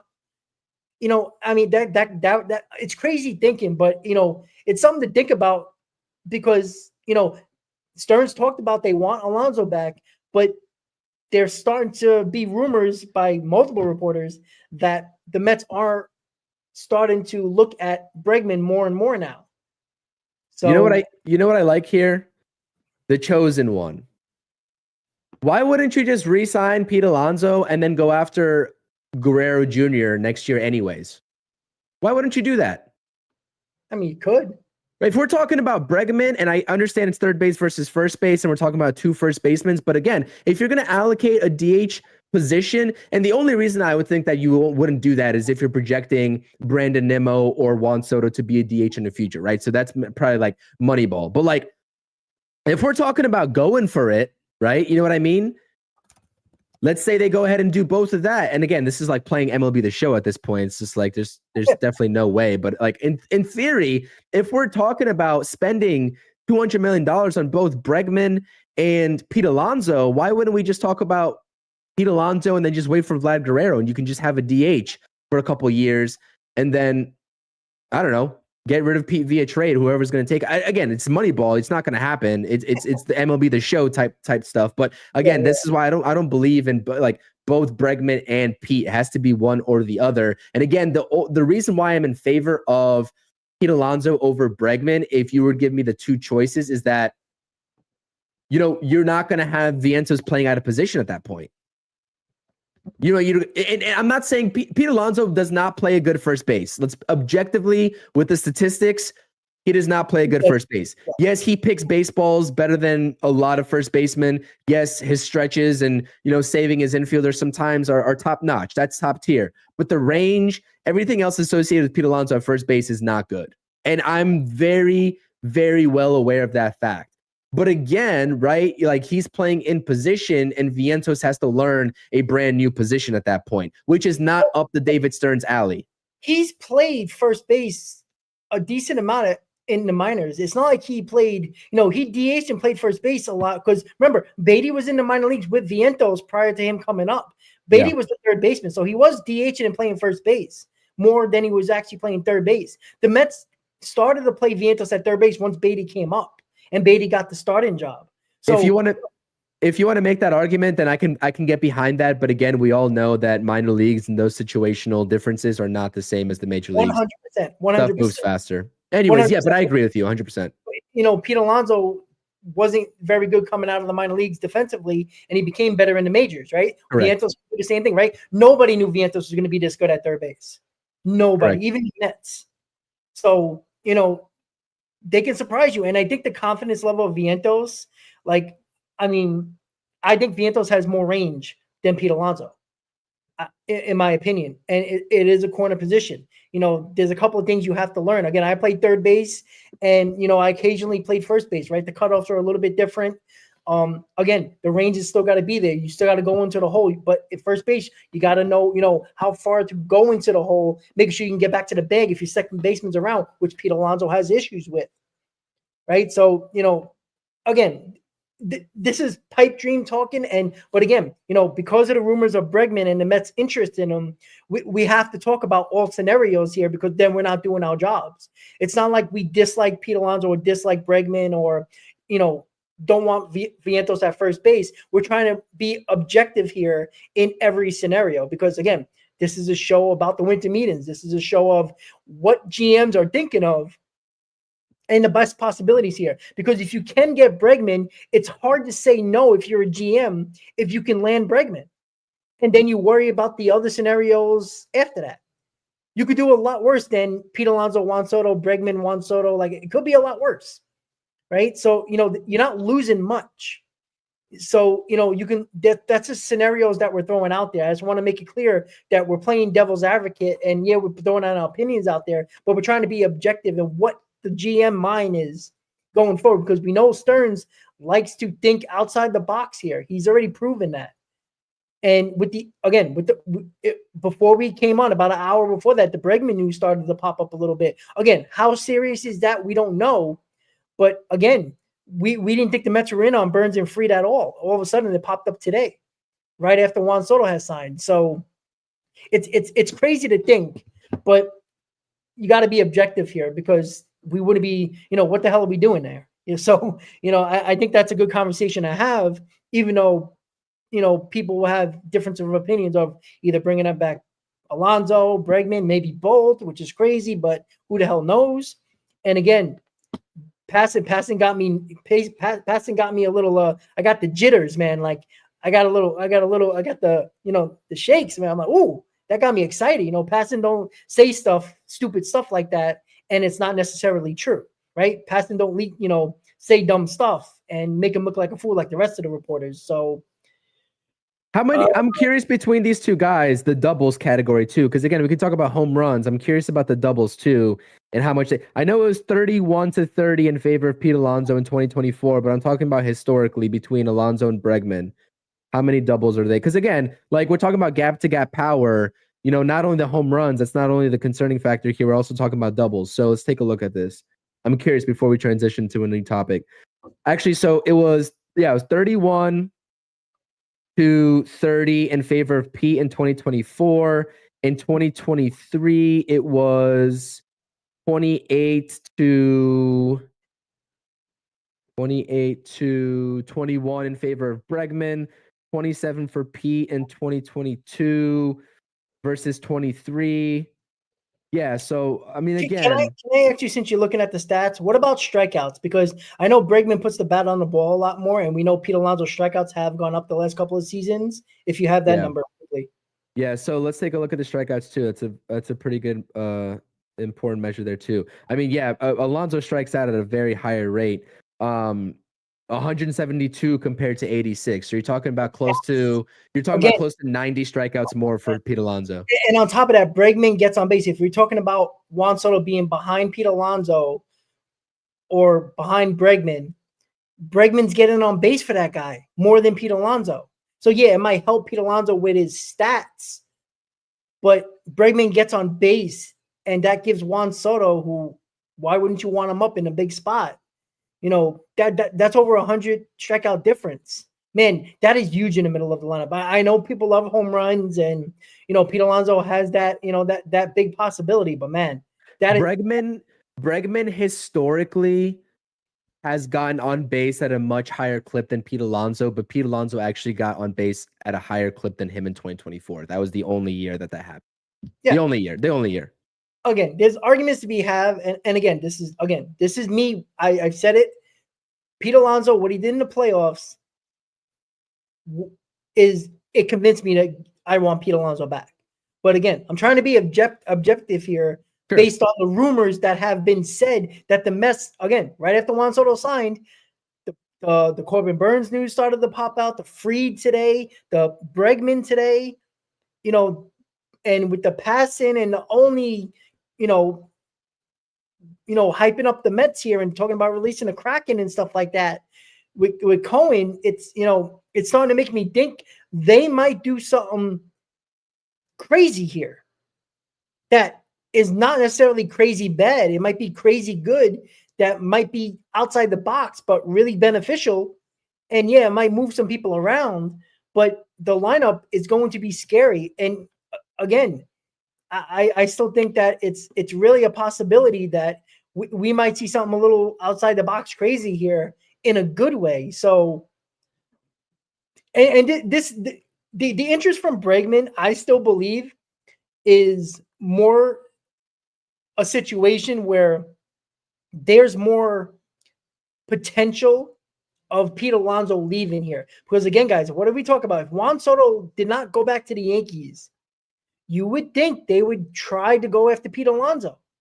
And that's another team added to the mix for Pete Alonso, which drives up the price. And if this drives up the price to north of $185 million, I don't think the Mets are going to go there. I think desperate teams might be willing to get to that $200 million plateau. He is a Boris client, guys. Boris has been winning this offseason so far, right? The biggest sports contract in history goes to Juan Soto. So Boris is clearly out for revenge. And Pete Alonso's part of that project. And we have to remember that part, right? Pete Alonso turned down an offer of 6 years, 160 or something like that, whatever it was the Mets offered. And he declined that. You think he's probably thinking another $20 million more in the next year, where I think the Mets probably will go. But if competition gets crazy, again, Peter, we all thought Soto was going to get around $500 million, maybe crazy 550. It ended up being $200 million more than what we thought. So why wouldn't Pete Alonso go up a little bit more? Maybe 20, 30, $40 million because of the competition, Chris. And I don't know if you heard that part that I was talking about, but that's gonna the issue is we don't know, because the Yankees didn't get Pete Alonso, they're definitely in on Pete Alonso now. I mean, if they didn't get Juan Soto, they're definitely in on Pete Alonso. That adds another team to the sweepstakes for Pete Alonso, which means more competition, which means the price will be driven up just based on clear facts of teams involved. And especially if the Mariners shed payroll and get rid of Castillo, that's another team that has been linked to Pete Alonso, including the Cubs that have wanted him for 3 years. And who knows who else? You know what I'm saying, Chris? Yeah, no, 100%. And nothing more backs that fact that you just said up than what this report that Ken Rosenthal just retweeted here. Brian Cashman said they met with Blake Snell on the very day he signed with the Dodgers. And Scott Boras told Cashman that things were progressing quickly and to make an offer if they were interested. And Cashman said that he told Boras, I told him I can't make an offer until I know what's going on with Soto first, because I couldn't do both at that level. So, yeah. The Yankees aren't signing two top free agents. The Yankees chips were all in on Juan Soto, essentially. And now they missed out on a pitcher that they could have been interested in, and they also missed out on Willy Adames. So there you go. But I agree with you in terms of what you just said, 100%. I mean, again, the Yankees, but the same thing could be true for the Mets too, right? How many big name free agents were they going to be in on, before Juan Soto signed? When you're allocating that much money, you got to wait for that domino to fall first. Agree, but the Mets were also making small signings where, see, the difference here is I think Brian Cashman was handcuffed while Hal Steinbrenner was trying to get Juan Soto. Steve Cohen was letting Stearns work while Cohen was taking care of the Juan Soto situation. So there's the difference. And with another report coming out that Cashman couldn't make an offer to Blake Snell because they couldn't allocate to. So this just tells you that if the Yankees were serious about Blake Snell and Juan Soto, they couldn't make big offers to both of them because that would clearly throw them over that third luxury tax. And guess what, guys? The Yankees aren't going over it. Nope. So there's your problem. They're not getting two big free agents now. That is a fact now. Now they might trade for Bellinger and maybe sign a pitcher or maybe get another position player probably, but they're not signing two for big money. So Yankee fans, pick one of your big free agents. That's all you're going to get. Yeah. No, I don't know what they're going to do. We're concerned about what the Mets are going to do. That's what we're concerned about. But this is a broad show. That's why. Sure. Yeah. What do you think? Do you want to talk about the bullpen market with the Jordan Romano signing? Because I think that was a sneaky good signing for the Phillies. But again, that they're going to lose one or two guys in that pen in Hoffman and probably Estevez as well. And now they're putting in a guy that, again, is in the prime of his career, but just had one of the most uncertain years via injury and just lack of success that he had to offer. So, you know, it's, again, when it comes to the bullpen, and we can kind of transition that into what the Mets bullpen plan is going to be with your Loaisiga video and talking about that latest report, because I like Loaisiga a lot, man. I like Loaisiga a lot. I know the injury factor is there. He's only pitched 21 innings in the last 2 years. But the sinker, the movement, and the velocity, with that much movement and to throw it for 97 to 98 miles per hour is fantastic. He's got a 3-pitch arsenal that he evenly distributes after that in the changeup and the curveball. And again, just the electricity factor. And I know he's coming off of UCL surgery, and that's always a scary thing to bank on. But again, you'd have to imagine that this is a classic David Stearns, or would be a David Stearns pickup in terms of a low value, super high risk reward in the bullpen. And honestly, this kind of makes me, if the Mets signed Loaisiga, I would be very shocked if they made a attempt to re-sign Ryan Stanek, right? Because I think that the stuff plays for both in terms of having that one dominating pitch and having that electricity and the velocity. Obviously, Stanek's is the splitter and Loaisiga's is the sinker. And again, I don't know. That's what I'm thinking, because we mentioned it yesterday on our stream about the bullpen outlook with the names that we were mentioning, how roster spots can get taken very quickly. It could fill up very quickly. You know what I mean? And you still need to prioritize at that point a lefty in the bullpen. So there's not many other spots in the bullpen to give away when you're talking about Edwin Diaz, Reed Garrett, Jose Buto, maybe a Danny Young. Again, I don't want to pencil in Danny Young, but if they want to go two lefties, then it would be Danny Young, unless it's Nate Lavender. So, yeah, and I agree with the Stanek Loaisiga situation, because you think the Mets would prioritize one of those guys plus a lefty.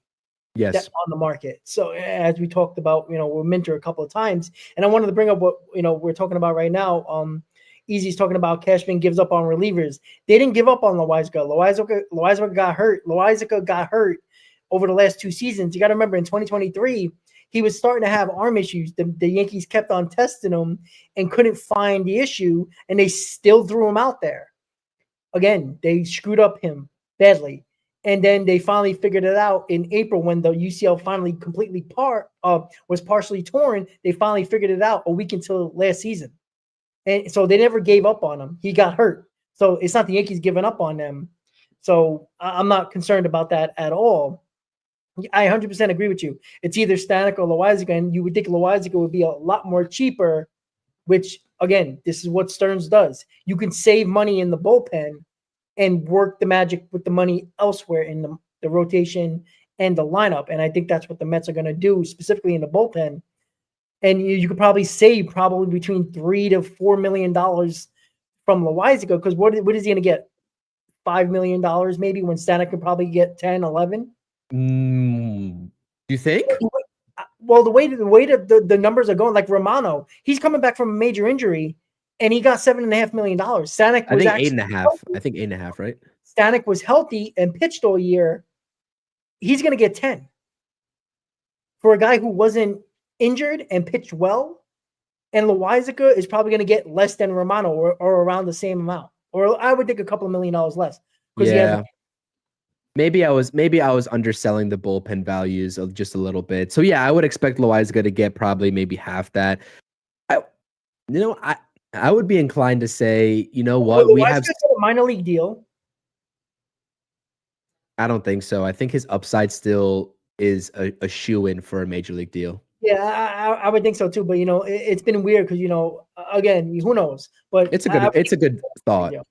Yeah. So yeah, and that's the other thing, right? So Stanek Loaisiga seems like it's either one of those guys. And again, the way Stearns works, you could save $3 million. I know it doesn't sound like a lot of money when Cohen, you have deep pockets, but when you allocate less money to the bullpen, and you might get, it's low risk, high reward here. Once again, you can allocate that couple extra $1 million to overall money you want to give somebody in the rotation or two, or even another bat in the lineup. So that's a good call by you. I didn't even think about the Stanek Loaisiga connection. Well, I mean, They can get both. I mean, for all we know, but you would think they would want that lefty. That's what I wanted to do, Rob, right now. Like, let's take a look at the bullpen real quick. Let's just take a look at who's locked into the bullpen as of right now, right? Let me pull up the Mets active roster because this is a very valid conversation to have in terms of the bullpen market shaking out. So what do we say? The Mets are going to try to carry 6 pitchers in their rotation and start with a 6-man rotation, right? So that's going to leave 7 bullpen spots available for you. And you can think of Clay Holmes as a hybrid guy, but based off the reports, we'll assume that he impresses enough to crack the 6-man rotation, right? So let's take a look at this. You've got Jose Buto, 1, Reed Garrett, 2, Edwin Diaz, 3. Daniel Nunez, 4. Okay. Then you have fringe guys that we can make the assumption on right now. So 4 solidified bullpen spots. We'd have to make a decision on Kranick. We'd have to make a decision on Huascar Brazaban. Mm-hmm. And Foley. Yes, those are the 3 fringe guys. And I'm assuming that Tyler McGill is not going to be even an option there. You know what I mean? I'm assuming he's just going to be AAA depth. Unless they trade him, because he could be a trade piece too for whoever wants to take him on. Mm-hmm. So you're talking about 4 solidified roster spots, 3 fringe guys for competing for a total of 7 bullpen spots. Now we have a Loaisiga report that would be 5. Let's say it comes to fruition. That's 5 bullpen spots right there. I mean, any of those fringe guys, you say you sign Loaisiga and Stanek, and then then you need a lefty too. So we're not even taking into account the lefty, right? Danny Young is also the fringe guy that I missed out on there. Yeah. So this is tough. This is tough. Emmy's is just trolling me right now. Listen. Easy. Never mind. Anyways, Easy doesn't forget, huh? No, I still stick by my statement though that I was confident in that Mets bullpen. I'll never ever. You just can't harness it. Anyways, I'll admit that I was wrong. Huascar Brazaban has elite stuff. He just did not translate into the elite outcomes. But again, so you take a look at 4 solidified spots already, right? Mm-hmm. And then you're talking about Ryan Stanek. You're talking about potentially bringing back Brooks Raley. You're talking about Loaisiga. So again, you could do that and this makes it to where I think maybe the Mets go with a 1 lefty bullpen instead of 2. I know a lot of people want the 2, but there's just not that many roster spots to give out, in my honest estimation. You know what I mean? So you've got 4 right now that we just named, and then you could bring in Loaisiga. You could bring in Stanek again. That would be awesome to have in the front end of your bullpen. That'd be awesome. And then you'd have the lefty spot open in terms of bringing back either Brooks Raley, getting a guy like AJ Minter, and I highly, highly, highly, highly, did I say highly yet? I highly doubt the Mets are going to be in on Tanner Scott. But maybe if, again, Steve Cohen is willing to unleash the Kraken, as Passon said, maybe they go ahead and get wind of the Dodgers wanting to go get him and they say, screw you, we'll sign him instead. Maybe. Again, wishful thinking. Yeah. Yeah. It is very interesting because the roster spot, especially if you go to a 6-man rotation, if you go to a 6-man rotation, that's an extra rotation. That's the extra guy on the roster that is taking up a rotation spot that you're going to lose out of a bullpen spot. And again, that's why I don't like 6-man rotations. 6-man rotations requires you to carry one less bullpen arm, and you go into 6-man rotation to limit the innings of other pitchers, right? That's basically what you're doing here. So that means you're going to be using more bullpen with less bullpen staff. That's why I don't like that concept. But again, it's looking like the Mets, arguably are going to be doing that. But again, they also have to sign a rotation. They have to, acquire more rotation pieces before we even talk about a 6-man rotation. That's a lot of there's still pieces missing here in this rotation. Montas, possibly Clay Holmes, Peterson, and Senga is not cutting it. That's it. You need at least 2 more starters. And we all believe McGill's going to be in the minor leagues. So, and then what do you do with Paul Blackburn too? Like, we haven't even mentioned his name too. You know what I mean? Well, that's why I think Paul Blackburn is going to be that when he's healthy. That's why I don't think they're going to be doing a 6-man rotation right away. Like, if depending on who they get, I think the 6-man rotation is going to be open for Blackburn when he comes back. I think it's probably like mid-May.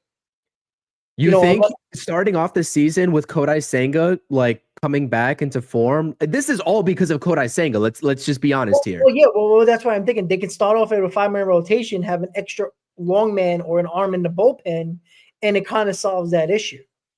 If because the 6-man rotation, you're still going to be using all that bullpen with one less bullpen arm. So I'm thinking that they, because if you have too many arms, like unless you just throw, like, again, where is Blackburn going here? If you're going to have 6 guys in a rotation and all your bullpen arms filled as well, where's Blackburn going? You're not going to leave him in the minor leagues. I don't think they would do that. So that's what I'm saying. Like, they're going to have to leave that spot open unless you throw Tyler McGill as your 6th starter until Blackburn comes back. Let's look at Paul Blackburn's contract. I'm curious about what it is. We know he has one more year left on his deal. $6 million. I mean, would you just eat that and just say we need to free up the roster spot? I mean, they might, but Stearns traded for him, so I don't see him doing that. Sure. I think that was a solid trade. I think Blackburn would have been fine. I think he would have been I think he would have been helpful in the bullpen in the playoffs. I think that was a solid move. Like that was a low key solid move that just didn't work out because of his injury, which was a weird one. So, again, and this is the issue that the Mets are falling into right now, is that if they are going to start the season with a 6-man rotation, and again, they need to fill 3 more spots, right? At this point, if I'm not mistaken. Yeah, from what we just said, without the fringe guys into consideration, yeah. Yeah, so right now it's Senga, Montas, Holmes, and Peterson, right? I'm still not putting Holmes in the rotation until he actually proves it in spring training. I find it hard to believe the Mets are going to throw Holmes in the rotation if he doesn't succeed and do well in spring training.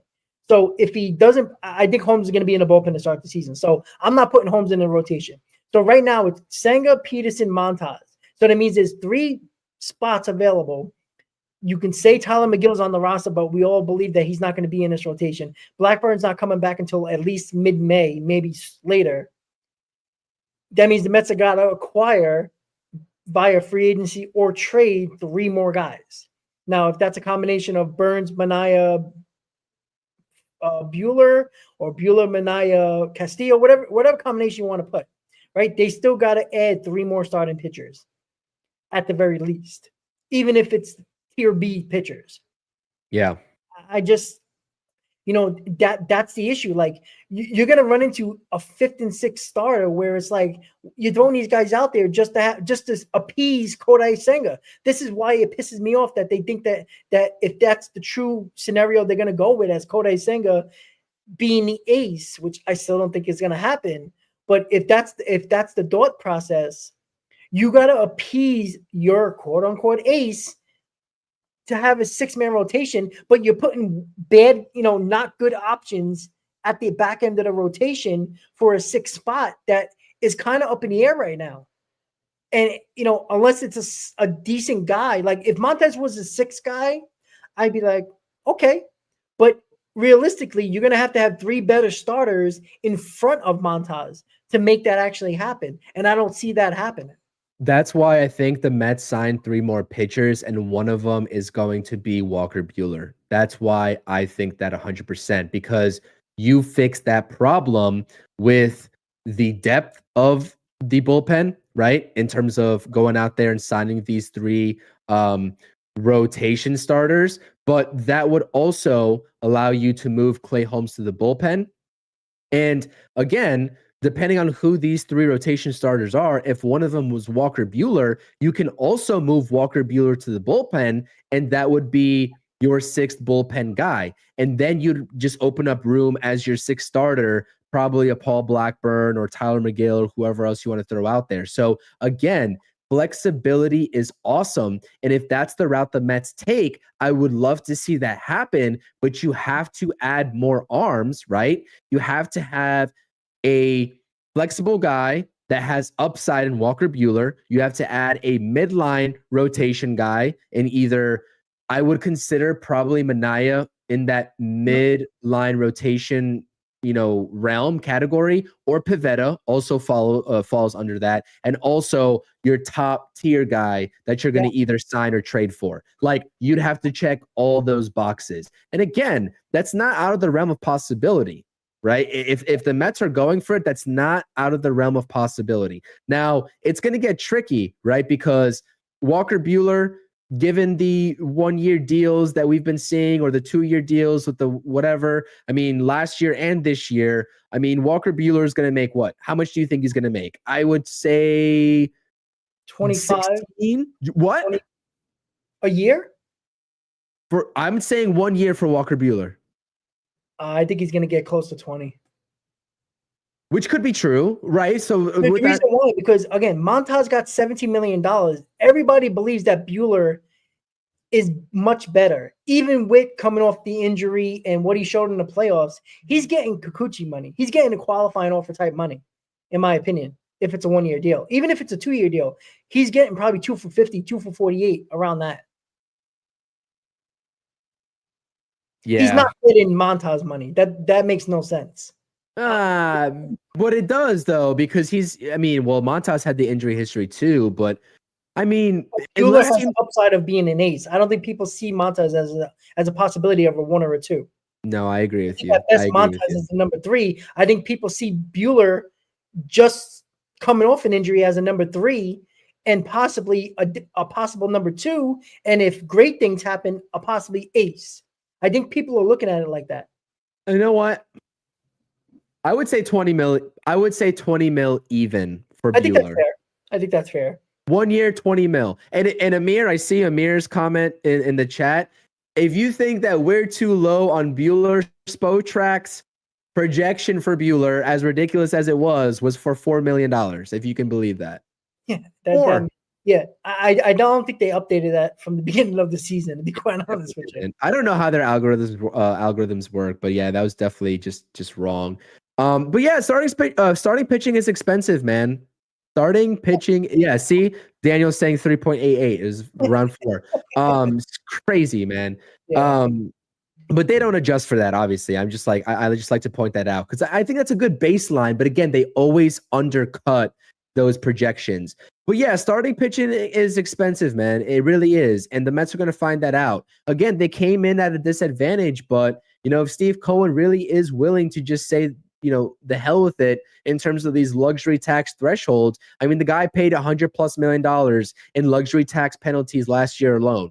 So he has proven that he has done it in the past with a roster that wasn't as good, presumably, as what they're trying to build right now. And now that you have Juan Soto, it's full go time. It is full go time for Juan Soto. What do you think about this, though? I know we were talking about Pete Alonso, and I hate to just segue this conversation back into that because I don't think we've had any reports ever since we've been live. We're here to bring you the latest reports. I know that there was some smoke about Anthony Rizzo landing a 1-year deal with the Pirates. I haven't seen that come to fruition factually, but what do you think about this pivot point? In the video that I released on my channel today, I talked about the re-signing of Pete Alonso after the Juan Soto deal. If the Mets see Pete Alonso walk, and let's say they decide to prioritize, as per your point, an Alex Bregman, maybe Vientos is still the DH, because guess what?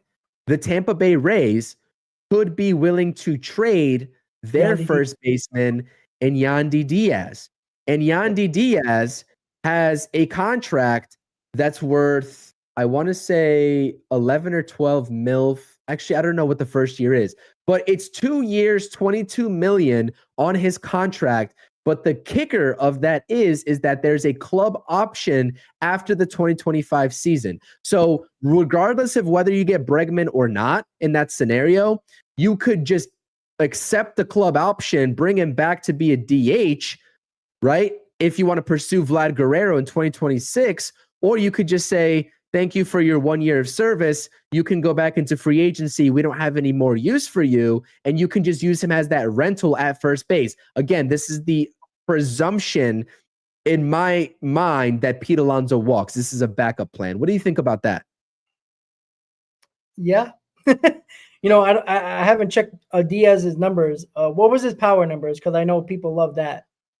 So they were down in 2024 objectively. I will say that in 2023, he had a career year with 22 home runs, a 932 OPS, and I think a 300 plus batting average, if I'm not mistaken. But in 2024, he still hit 281. The home run number was only 14. So that went down. And then the OPS was like 755 or something like that. So objectively across the board, the numbers went down. But again, it was kind of unrealistic in my mind to follow up a type of campaign that he had in 2023, especially given the age. Again, if this is a rental, right, for 1 year, he's 34 years old, 33 going on 34. So that's essentially how I'm factoring that. Yeah, I mean, I wouldn't be against it. I would think if you do go Yandy Diaz and go kind of the lower route at first base, I think you would probably have to go Bregman, Burns. You have to get a top line starter and obviously bring in Bregman. I think that would, and then DH Vientos, or in that case, that's what would probably happen. And that's not a bad thing. That's an interesting one. Again, that's the thing though. Like, I think there's so many possibilities when it comes to Pete Alonso. And again, if the reports are true, Pete Alonso is coming back to the Mets for the final call. So, and that's the issue I think the Mets are kind of finding themselves in. It's like they can't wait for Pete Alonso, because I don't know if traction is going to happen with Pete Alonso this quickly unless the Mets sign him right away. I think if the Mets don't sign him right away, might drag out for a couple of weeks with Pete Alonso, and Bregman might be off the board. And now that kind of puts the Mets behind the 8 ball, where they're like, now we have to go after Pete Alonso because there's not really a backup plan. Bregman could be that backup plan. So, I think if Pete Alonso don't sign over the next couple of days with the Mets, I think it's more likely he is not here, because the Mets have to pivot. And I think that's a fact. So yeah, this is going to be very interesting. Again, I said it yesterday once the Juan Soto news broke, that I think the Mets are going to finish the Alonso deal rather quickly, and I'm standing behind that. But if it doesn't happen over the next couple of days, I kind of if this stretches out longer than I think with Pete Alonso, the longer it takes, I think the more likelihood he is gone. And the Mets go a different route. If that's Christian Walker, Yandy Diaz, a stopgap like Carlos Santana, yeah, and don't then get Bregman, and you can put Vientos at DH. You could look at a lot of different ways here, and that's the other thing. The Mets have a lot of different options as well that can still make your team better in different ways by adding a couple of guys instead of just Pete Alonso. I want to come back to this conversation while we're on this, but there is Andy Martino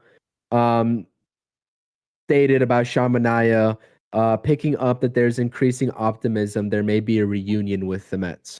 So yeah, I always felt that likely. I think Manaea really loves it here. Yeah. And I always feel like he might actually take $1 million or $2 million less to come back here. I think he would take a little less, not a lot, but I think he would get paid handsomely and what he's worth, but I think he might leave a few $1 million off the table to come back to the Mets. So that's good news. I mean, if we can lock up Manaea, now the Mets are rolling. Now we're really rolling here when it comes to the rotation because they can go a lot of different routes now. And I still think, if you get Manaea, go get a top line starter, that's one more spot in the rotation, and they can go with somebody, a much prove-it deal where you might not cost a lot of money, and it might be a guy with a low risk, high reward situation. Yeah, 100%. Manaea I made a video on extending Sean Manaea quite literally like 5 days ago, 6 days ago, and saying what the next move might be for the New York Mets. And obviously the next move was Juan Soto. Actually, it was Clay Holmes, right? This was before the Clay Holmes signing. So again, not super upset about that signing at all. It was great value, fantastic value. And I'm happy that Clay Holmes is on board. But again, we're thinking about him. It's sort of a pipe dream to sell us on that he's going to be a solidified rotation arm. The project is there to be had, but you got to get, and I think that if you start with Sean Manaea, I am so much more confident in getting that top line starter. Because for me, if the Mets are able to strike a deal with Sean Manaea, maybe in the next couple of days, that shows me that they are serious. Again, the same situation with Pete Alonso. The sooner they re-sign either of these guys or both of them, the more that's going to tell me that, there is either another bat coming or another arm coming, and definitely another arm coming, right? Maybe another bat is a stretch, but another arm coming for sure. And yeah, I agree. Sean Manaea likes pitching in New York, and I would expect that. But and I see people talking about Christian Walker in the chat. I also made a video about Christian Walker. I compared and contrasted him to Pete Alonso and about the contract differences of these two guys given their age. In the scenario that Pete Alonso walks as well, Christian Walker might land maybe a 3-year deal, right? Mm-hmm. I would say.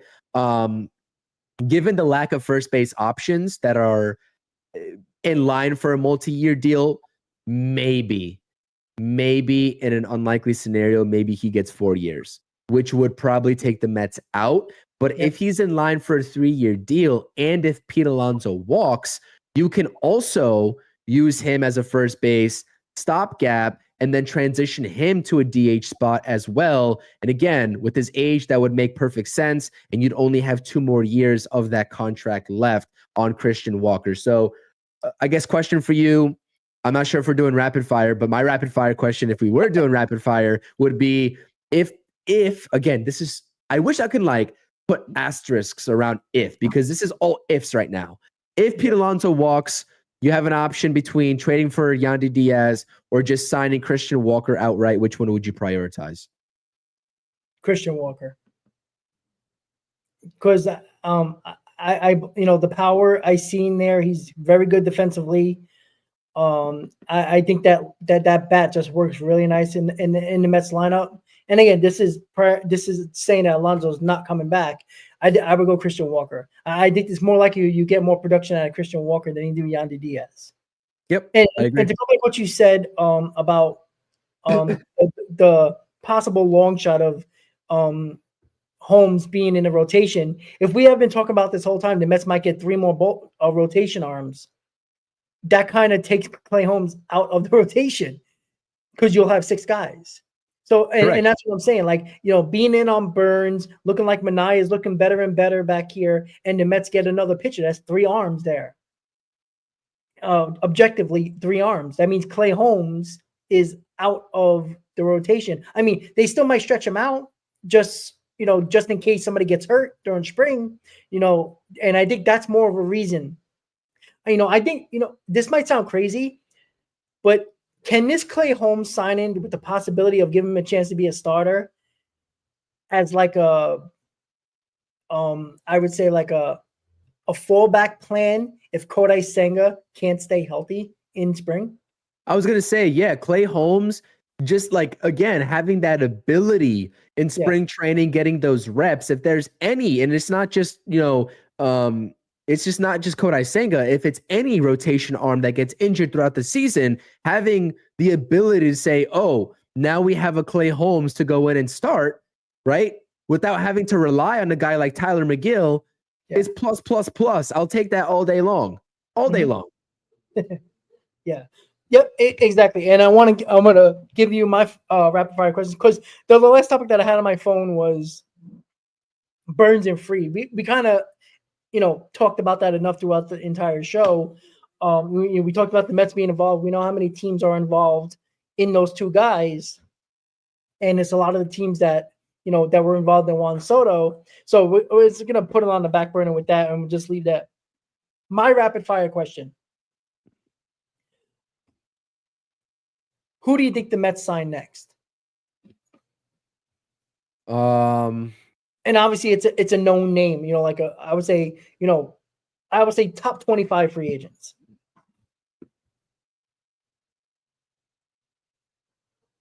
Top 25 free agents. Okay, that changes the game. Yeah, and not some small guy like like a Stanek. I'm talking about like high priced or like top 3 pitcher, and a bat. Oh, you want it to be a bat? It can be anything, but some that's like a top 25 free agent. Oh, I'm going to stick with what I said on my video, right? On my standalone video that they're going to re-sign Sean Manaea. I think it's going to be Sean Manaea. Okay. Yeah, okay, that's what I believe. Yeah. Were you going to say something that you were looking down and you were going to? I was because the same reporter saying, I appreciate that you are noticing that, picking up on the context clues. The same Astros beat reporter for The Athletic said the Astros have already officially received trade inquiries about Kyle Tucker, but nothing is considered serious or imminent. This is The Athletic. I can't read the article because it's paywalled. So if anybody actually pays for The Athletic, please let us know. As much as I like The Athletic, I don't have the budget right now to go ahead and just pay for that. So, yeah, but that's from Chandler Rome again. So again, like teams are like pressing the issue on the Astros to see if they're really going to trade some top guys in Valdez and Tucker this offseason. Yep. And all right, so you said Sean Manaea. I am going to say, to answer my own question, I would have asked you too, Rob. Don't worry. I would have asked you the same thing. I would have been like, what's your opinion on it? Max Fried. Dude, so did I convince you on this Max Fried train? Like, are you on the Max Fried hype train now? Because that's been my guy from the start. Yeah, and not necessarily changing my mind, but since the interest is there for the Mets, you are 100% right in your video and what you've been saying the whole time on Hot Stove. Fried seems like a Stearns guy, right? Not my guy. Seems like a Stearns guy. And I've said this from the beginning. I trust Stearns. Like I might not be, jumping head over heels for Max Fried because he does concern me. But I mean, you could do he's a top line starter. I'm not going to complain. So yeah. I think because we heard the rumors about it, I think Fried's going to be obviously cheaper, most likely than Burns. I think the Mets Stearns would look there more. So I'm going to say Fried to the Mets. I would love that. That would have been my prediction all off season long from the start. That's my top guy. Since John Rossi's in the chat right now, and I was completely forgetting about this name. How can I forget? Because I'm so very adamant about wanting this guy.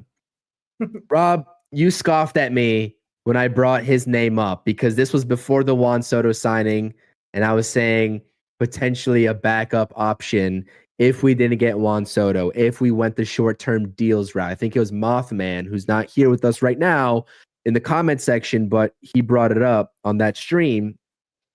What if the Mets go cheap if they don't get Juan Soto? Well, they got Juan Soto, so that's not a concern. But you know what? I would still go and get this guy, at least at the very minimum, as a platoon bat for the DH. His name is Jock Peterson. I want Jock Peterson in a Mets uniform as another bat. Because again, if you re-sign Pete Alonso, right, there's an opportunity to still go get a bat like Jock Peterson. I think it's going to cost you, but it's not going to cost you that much. And he's a journeyman at this point, so it's not going to cost you the years. Mm-hmm. Can I just read this hypothetical lineup out for you, Rob, since we're having some fun on this stream? Go ahead. Francisco Lindor, Brandon Nimmo, Juan Soto, Pete Alonso, Mark Vientos, Jock Peterson, Francisco Alvarez, Jeff McNeil, Jose Siri. Every one of those guys, I tweeted this out on my X account. Every one of those guys has 20 plus home run capability outside of Jeff McNeil. Jose Siri, 20 plus home runs. Alvarez, same thing. Even 25 plus, maybe. Peterson has 20 to 25 home run potential. Mark Vientos has 25 to 30 home run potential. Pete Alonso, 35 to 40 home run potential. Juan Soto, anywhere between, maybe late 20s to 40, as he posted last year. Again, in Yankee Stadium, I understand that, but home run potential. Brandon Nimmo, 20 plus home run potential. Francisco Lindor, 25 to 30 plus home run potential. Give me Jock Peterson. I like his bat. I really do. And if you're selling me on having Pete Alonso, Juan Soto as your staples of this lineup in this offseason, and surrounding that with Brandon Nimmo in the 2 spot and Mark Vientos in the 5 spot, following Jock Peterson in the 6 spot. Oh, I like that a lot. I like that a lot. Yeah, I would think most of the lineup would be ready to go. If you do sign Alonso or you do sign Bregman and put Vientos to first base and you get Jock Peterson in late December, early January, where I think Jock Peterson you probably see later in December sign. I think, those are the journeyman's usually the last guys, before the minor league signings and the invites to spring training start happening in January. So I think if the roster is basically almost set, or the lineup in general is basically set with your lineup, and you got your first baseman, you got your third baseman, you got everybody you need in position. Yeah, if you're looking for that bat that can hit 20 home runs, because I want a DH that has power. I don't want, a guy that can give me singles as a DH. I want power. I want a 20 home run guy at least as a DH guy. And yeah, I would be okay with Jock Peterson. If it's a platoon situation or just him as the DH, I'm fine with that. Boom. Yeah. Again, I think that and I think he signed relatively late last offseason, right? If I'm not mistaken, with the Diamondbacks. So yeah. I'm sorry, but we're speaking about DH guys. We haven't really brought up Winker and Iglesias. I would take Peterson over Winker. I'm sorry. I like Winker a lot, but I take Peterson over him. Oh yeah, I agree with that. I think Winker brings that swag, and I think Winker can probably hit 15 home runs or something like that. But what do you think the Mets are going to bring back Iglesias? Because the roster spots are running out of room. So if the Mets bring Iglesias back, Acuna has to start in AAA. It's either Acuna or Iglesias. There's Castillo trade situation, which could be realistic if the Mets can get trade McNeil and put him in that deal, right? And you give they'd have to eat a lot of that contract. But again, when you're taking $108 million as the Mets and you're only giving $15 million, what is it, $30 million for McNeil? They're saving $70 million. So I think they would do that. And you could throw a prospect in there to make it a little bit more enticing. They could do that. And then, Acuna is your second baseman. Now you got Iglesias as your bench, and I still believe that McNeil might be on the block here. And again, this is why I'm still leaning towards the Mets trading for a star. I mean, again, they can still sign a top line starter, but, the only possibility I see McNeil getting traded is if they can package him with a prospect or two to land a starter. That's the only way I can see it. Because off Brett Beatty. Yeah, correct. As one of the pieces, yeah. Yeah, absolutely. And again, there's been interest in Brett Beatty because the value is still there for Brett Beatty from other teams because he's cheap and he's had a little bit of Major League Baseball experience, but you only need one team to believe in him. And again, that's the issue. Like I said, if you can get McNeil in that deal, again, Seattle's still saving a ton of money in that deal. So, that's the interesting thing, right? Iglesias is only coming back, in my opinion, if McNeil is traded or the Mets think that Acuna can start in the minor leagues and see, play it out until McNeil shows nothing, and then you would have to bring up Acuna. I would imagine that Jeff McNeil, just from my initial feelings, that Jeff McNeil is more of a trade candidate at the deadline, regardless of how well he does in the first half, than he is in the offseason. That's just my assumption, because you take a look at a team like Seattle that everyone wants to link Jeff McNeil to, with good reason, right? With good reason. Yeah. But the Mariners, again, and Luis Castillo, I want it to happen, so I'm trying to convince myself of it happening. But they're kind of a stingy team right now in terms of not giving up that rotation. They still see the future of that rotation. And I think that there was some back and forth on the timeline of my X account regarding Red Sox fans and Mariners fans talking about, the Red Sox proposing, and again, this is just fan to fan talk, fan base to fan base talk, but the Red Sox proposing trades that would send, I don't know, a guy like Duran over, not Duran, was it Duran? No, who's there for Cassis? A guy like Cassis over to the Mariners in exchange for like one of their fourth or fifth pitchers, because the Mariners rotation is deep, dude. It's deep. I mean, it's their loaded. fourth and fifth rotation arms can be easily a number 2 or 3 in some rotations. Most. Exactly. And so the Mariners fans were just like, there was a large population of Mariners fans that were like replying to that tweet, just scoffing at it and just saying no chance. Well, then the Mariner fans are, I'm sorry if there's some in here, but they're idiots, because their biggest problem over the last couple of seasons wasn't their pitching. They needed offense, and they need a bat or possibly 2. Like, they can give up 1 pitcher and still have a dominant rotation and get the bat you need.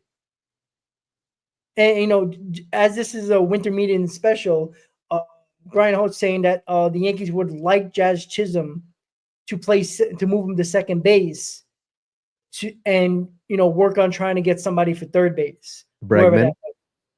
So I just wanted to bring that up, that they showed that tweet. What are the third basemen on the market, if you don't mind me asking? I would think they would go after Nolan Arenado. Okay, sure. That's what there's rumors about the Dodgers wanting to go and trade for Nolan Arenado too, and I'm that makes sense, because they really don't have a third baseman, right? So that's. But yeah, I could see the Yankees going after Arenado. I mean, I think that would be a good move for the Yankees. I know some people, here comes another older guy that is declining, but he's still an elite third baseman. He's going to Yankee Stadium, so you think the more power would be there, and he'll get that rejuvenation of being on a team that is a contender. As much as we think the lineup is kind of trash, there's still a team that constantly makes the playoffs. That might rejuvenate him a little bit. You know what I'm saying? So, yeah, I would think, I don't believe the Yankees are going to go after any Houston Astro that was involved in that cheating scandal. Correa, because somebody brought up that, the Yankees might look at bringing Correa in a trade. No, they're not. Right? They're not. And the same thing with Bregman, right? Bregman was very open to saying that, the Yankees need to shut the fuck up. They lost. Regardless of the situation, they still lost. All right? Cheating or not, right? It is what it is. That's an interesting point, because Greg Amsinger on MLB Network, I forgot who he was talking to, they were talking about this very situation between Bregman and the Yankees, like rumors saying, if Bregman were to go to the Yankees and he struck out in his first at bat or in an at bat on opening day or whatever in Yankee Stadium, would the fans boo him? And Greg Amsinger was just like, absolutely, they would boo him 100%. So yeah, I don't know, man. You know what? For me, you need a third baseman at that point. Screw whatever happened in the past. Need to swallow their pride, like seriously. That's what I'm saying. Screw what happened in the past. This is not even the fans' level of hatred for them. It is Brian Cashman himself continuing. Anytime he's asked a question about that, he gets angry. and talks about, we would have won if they didn't cheat. He still is leaning on that. So I don't think Brian Cashman will do that for any of the Astros. That can actually help their team. Correa, Bregman, those guys can help your team. I don't think he'll do that. I don't think he'll fall to that. I don't think he'll let himself fall to that level, even if it can help his team. Like, that is kind of sad to say, but I truly believe that because of his comments, and the fans are not smart enough to realize that it would help their team. I'm sorry. Get over it. It's over, right? You can bring Giambi over here. You can bring A-Rod over here. You can bring, I know it didn't work out, but you brought back the hated Ellsbury, who was a Red Sox, right? You want to talk about Babe Ruth? Let's go. You always want to talk about history and rings. Let's talk about 100 years ago. You know what I'm saying? So it's possible. And if it helps your team, who cares? Get over it. Yeah. Seriously, I don't care. If it helps your team, get over it. So, Chris, we're kind of over the 2-hour mark. I'm surprised we went that long. I didn't think it was long. But again, when it's a broad stream, and yeah, we talked a lot of Mets, but we try to open it up for a lot of different teams that the ones that lost out on Juan Soto were kind of the major focus here because they do have major holes, and when they lose Juan Soto, now they got to pivot to plan B because clearly Juan Soto was plan A for all these guys, and the Mets won that sweepstakes. So give everybody your final thoughts. We'll probably do another winter special, MLB winter special, probably the last day, which is Wednesday. I think we could do it then, and we can kind of recap everything that happened in the winter meetings. But let everybody know what's going on with your channel and your final thoughts. Yeah, man. I'm gonna pick. There's one name in this stream that we've talked about that I'm going to probably release a video on tomorrow, maybe tomorrow night, depending. We'll see. But again, daily videos outside of these streams on my channel.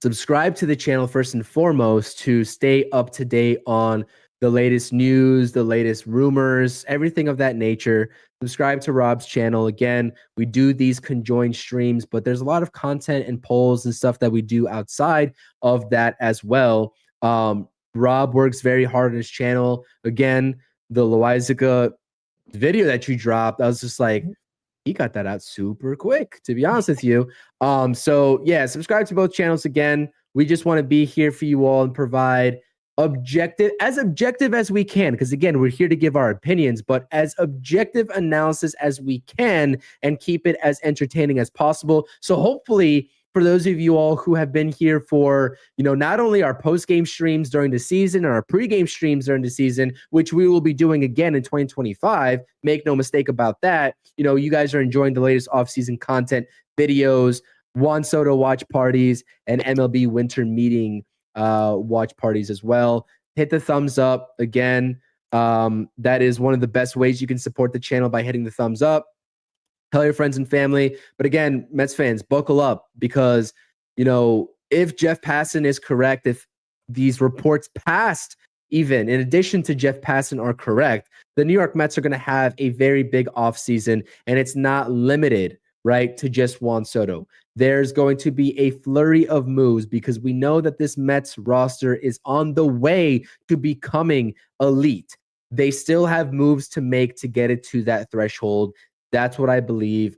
Let's go Mets. Steve Cohen and David Stearns in this sort of mastermind process that both of these guys are using, right? Conjoined, going through this process together. They're going to get it right. And Mets fans, they are not naive. This is the last thing that I'll say. They're not naive to what this team needs.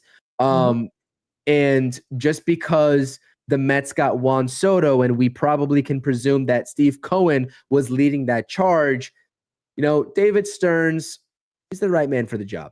He's the right man for the job. So appreciate you all. Let's go Mets, and until a future stream. I appreciate it. This is fun. Absolutely. I feel like we might do a hot stove possibly tomorrow if the schedule works it out. I think we should, because we kind of we did a Juan Soto show, but they directly lean towards all Mets. I think a hot stove might be in order tomorrow, but again, we'll talk about that. I'm free. thank you for tuning in to day one of the MLB Winter Meeting special on both of our channels. We try to give a broad outlook on the winter meetings here. And yeah, the Mets came up because, well, we're Mets fans. But Mets fans, pre-order is available for the Juan Soto jersey, by the way, as I just ordered it. I got mine in too. Yeah. Again, they're not making you choose a number because, well, you have to wait for the press conference for him to choose the number. We all know the number, but again, they can't officially do it copyright and license wise until he officially has that number ready to go. So with that said, order your Juan Soto jersey while the Yankee fans are burning their 22s with no name, even though it's Roger Clemens. Buy your Juan Soto Met jersey in black, blue, pinstripes, City Connect, which I don't think is available yet, but it might be very soon. With that said, guys, thank you for tuning in to day one of the Winter Meeting special on our channels. Hit that like button, subscribe to the channels, guys. We will see you tomorrow, Mets fans, for probably a Mets hot stove to go over more hopeful signings and trade scenarios, and of course, more Juan Soto and lineup construction possibilities. With that said, have a good night, guys. Let's go, Mets. Baseball fans, good luck to your teams in the acquisition offseason, and hopefully you get the guys you are looking for. Have a great night, guys, and we'll see you next time. Let's go, Mets.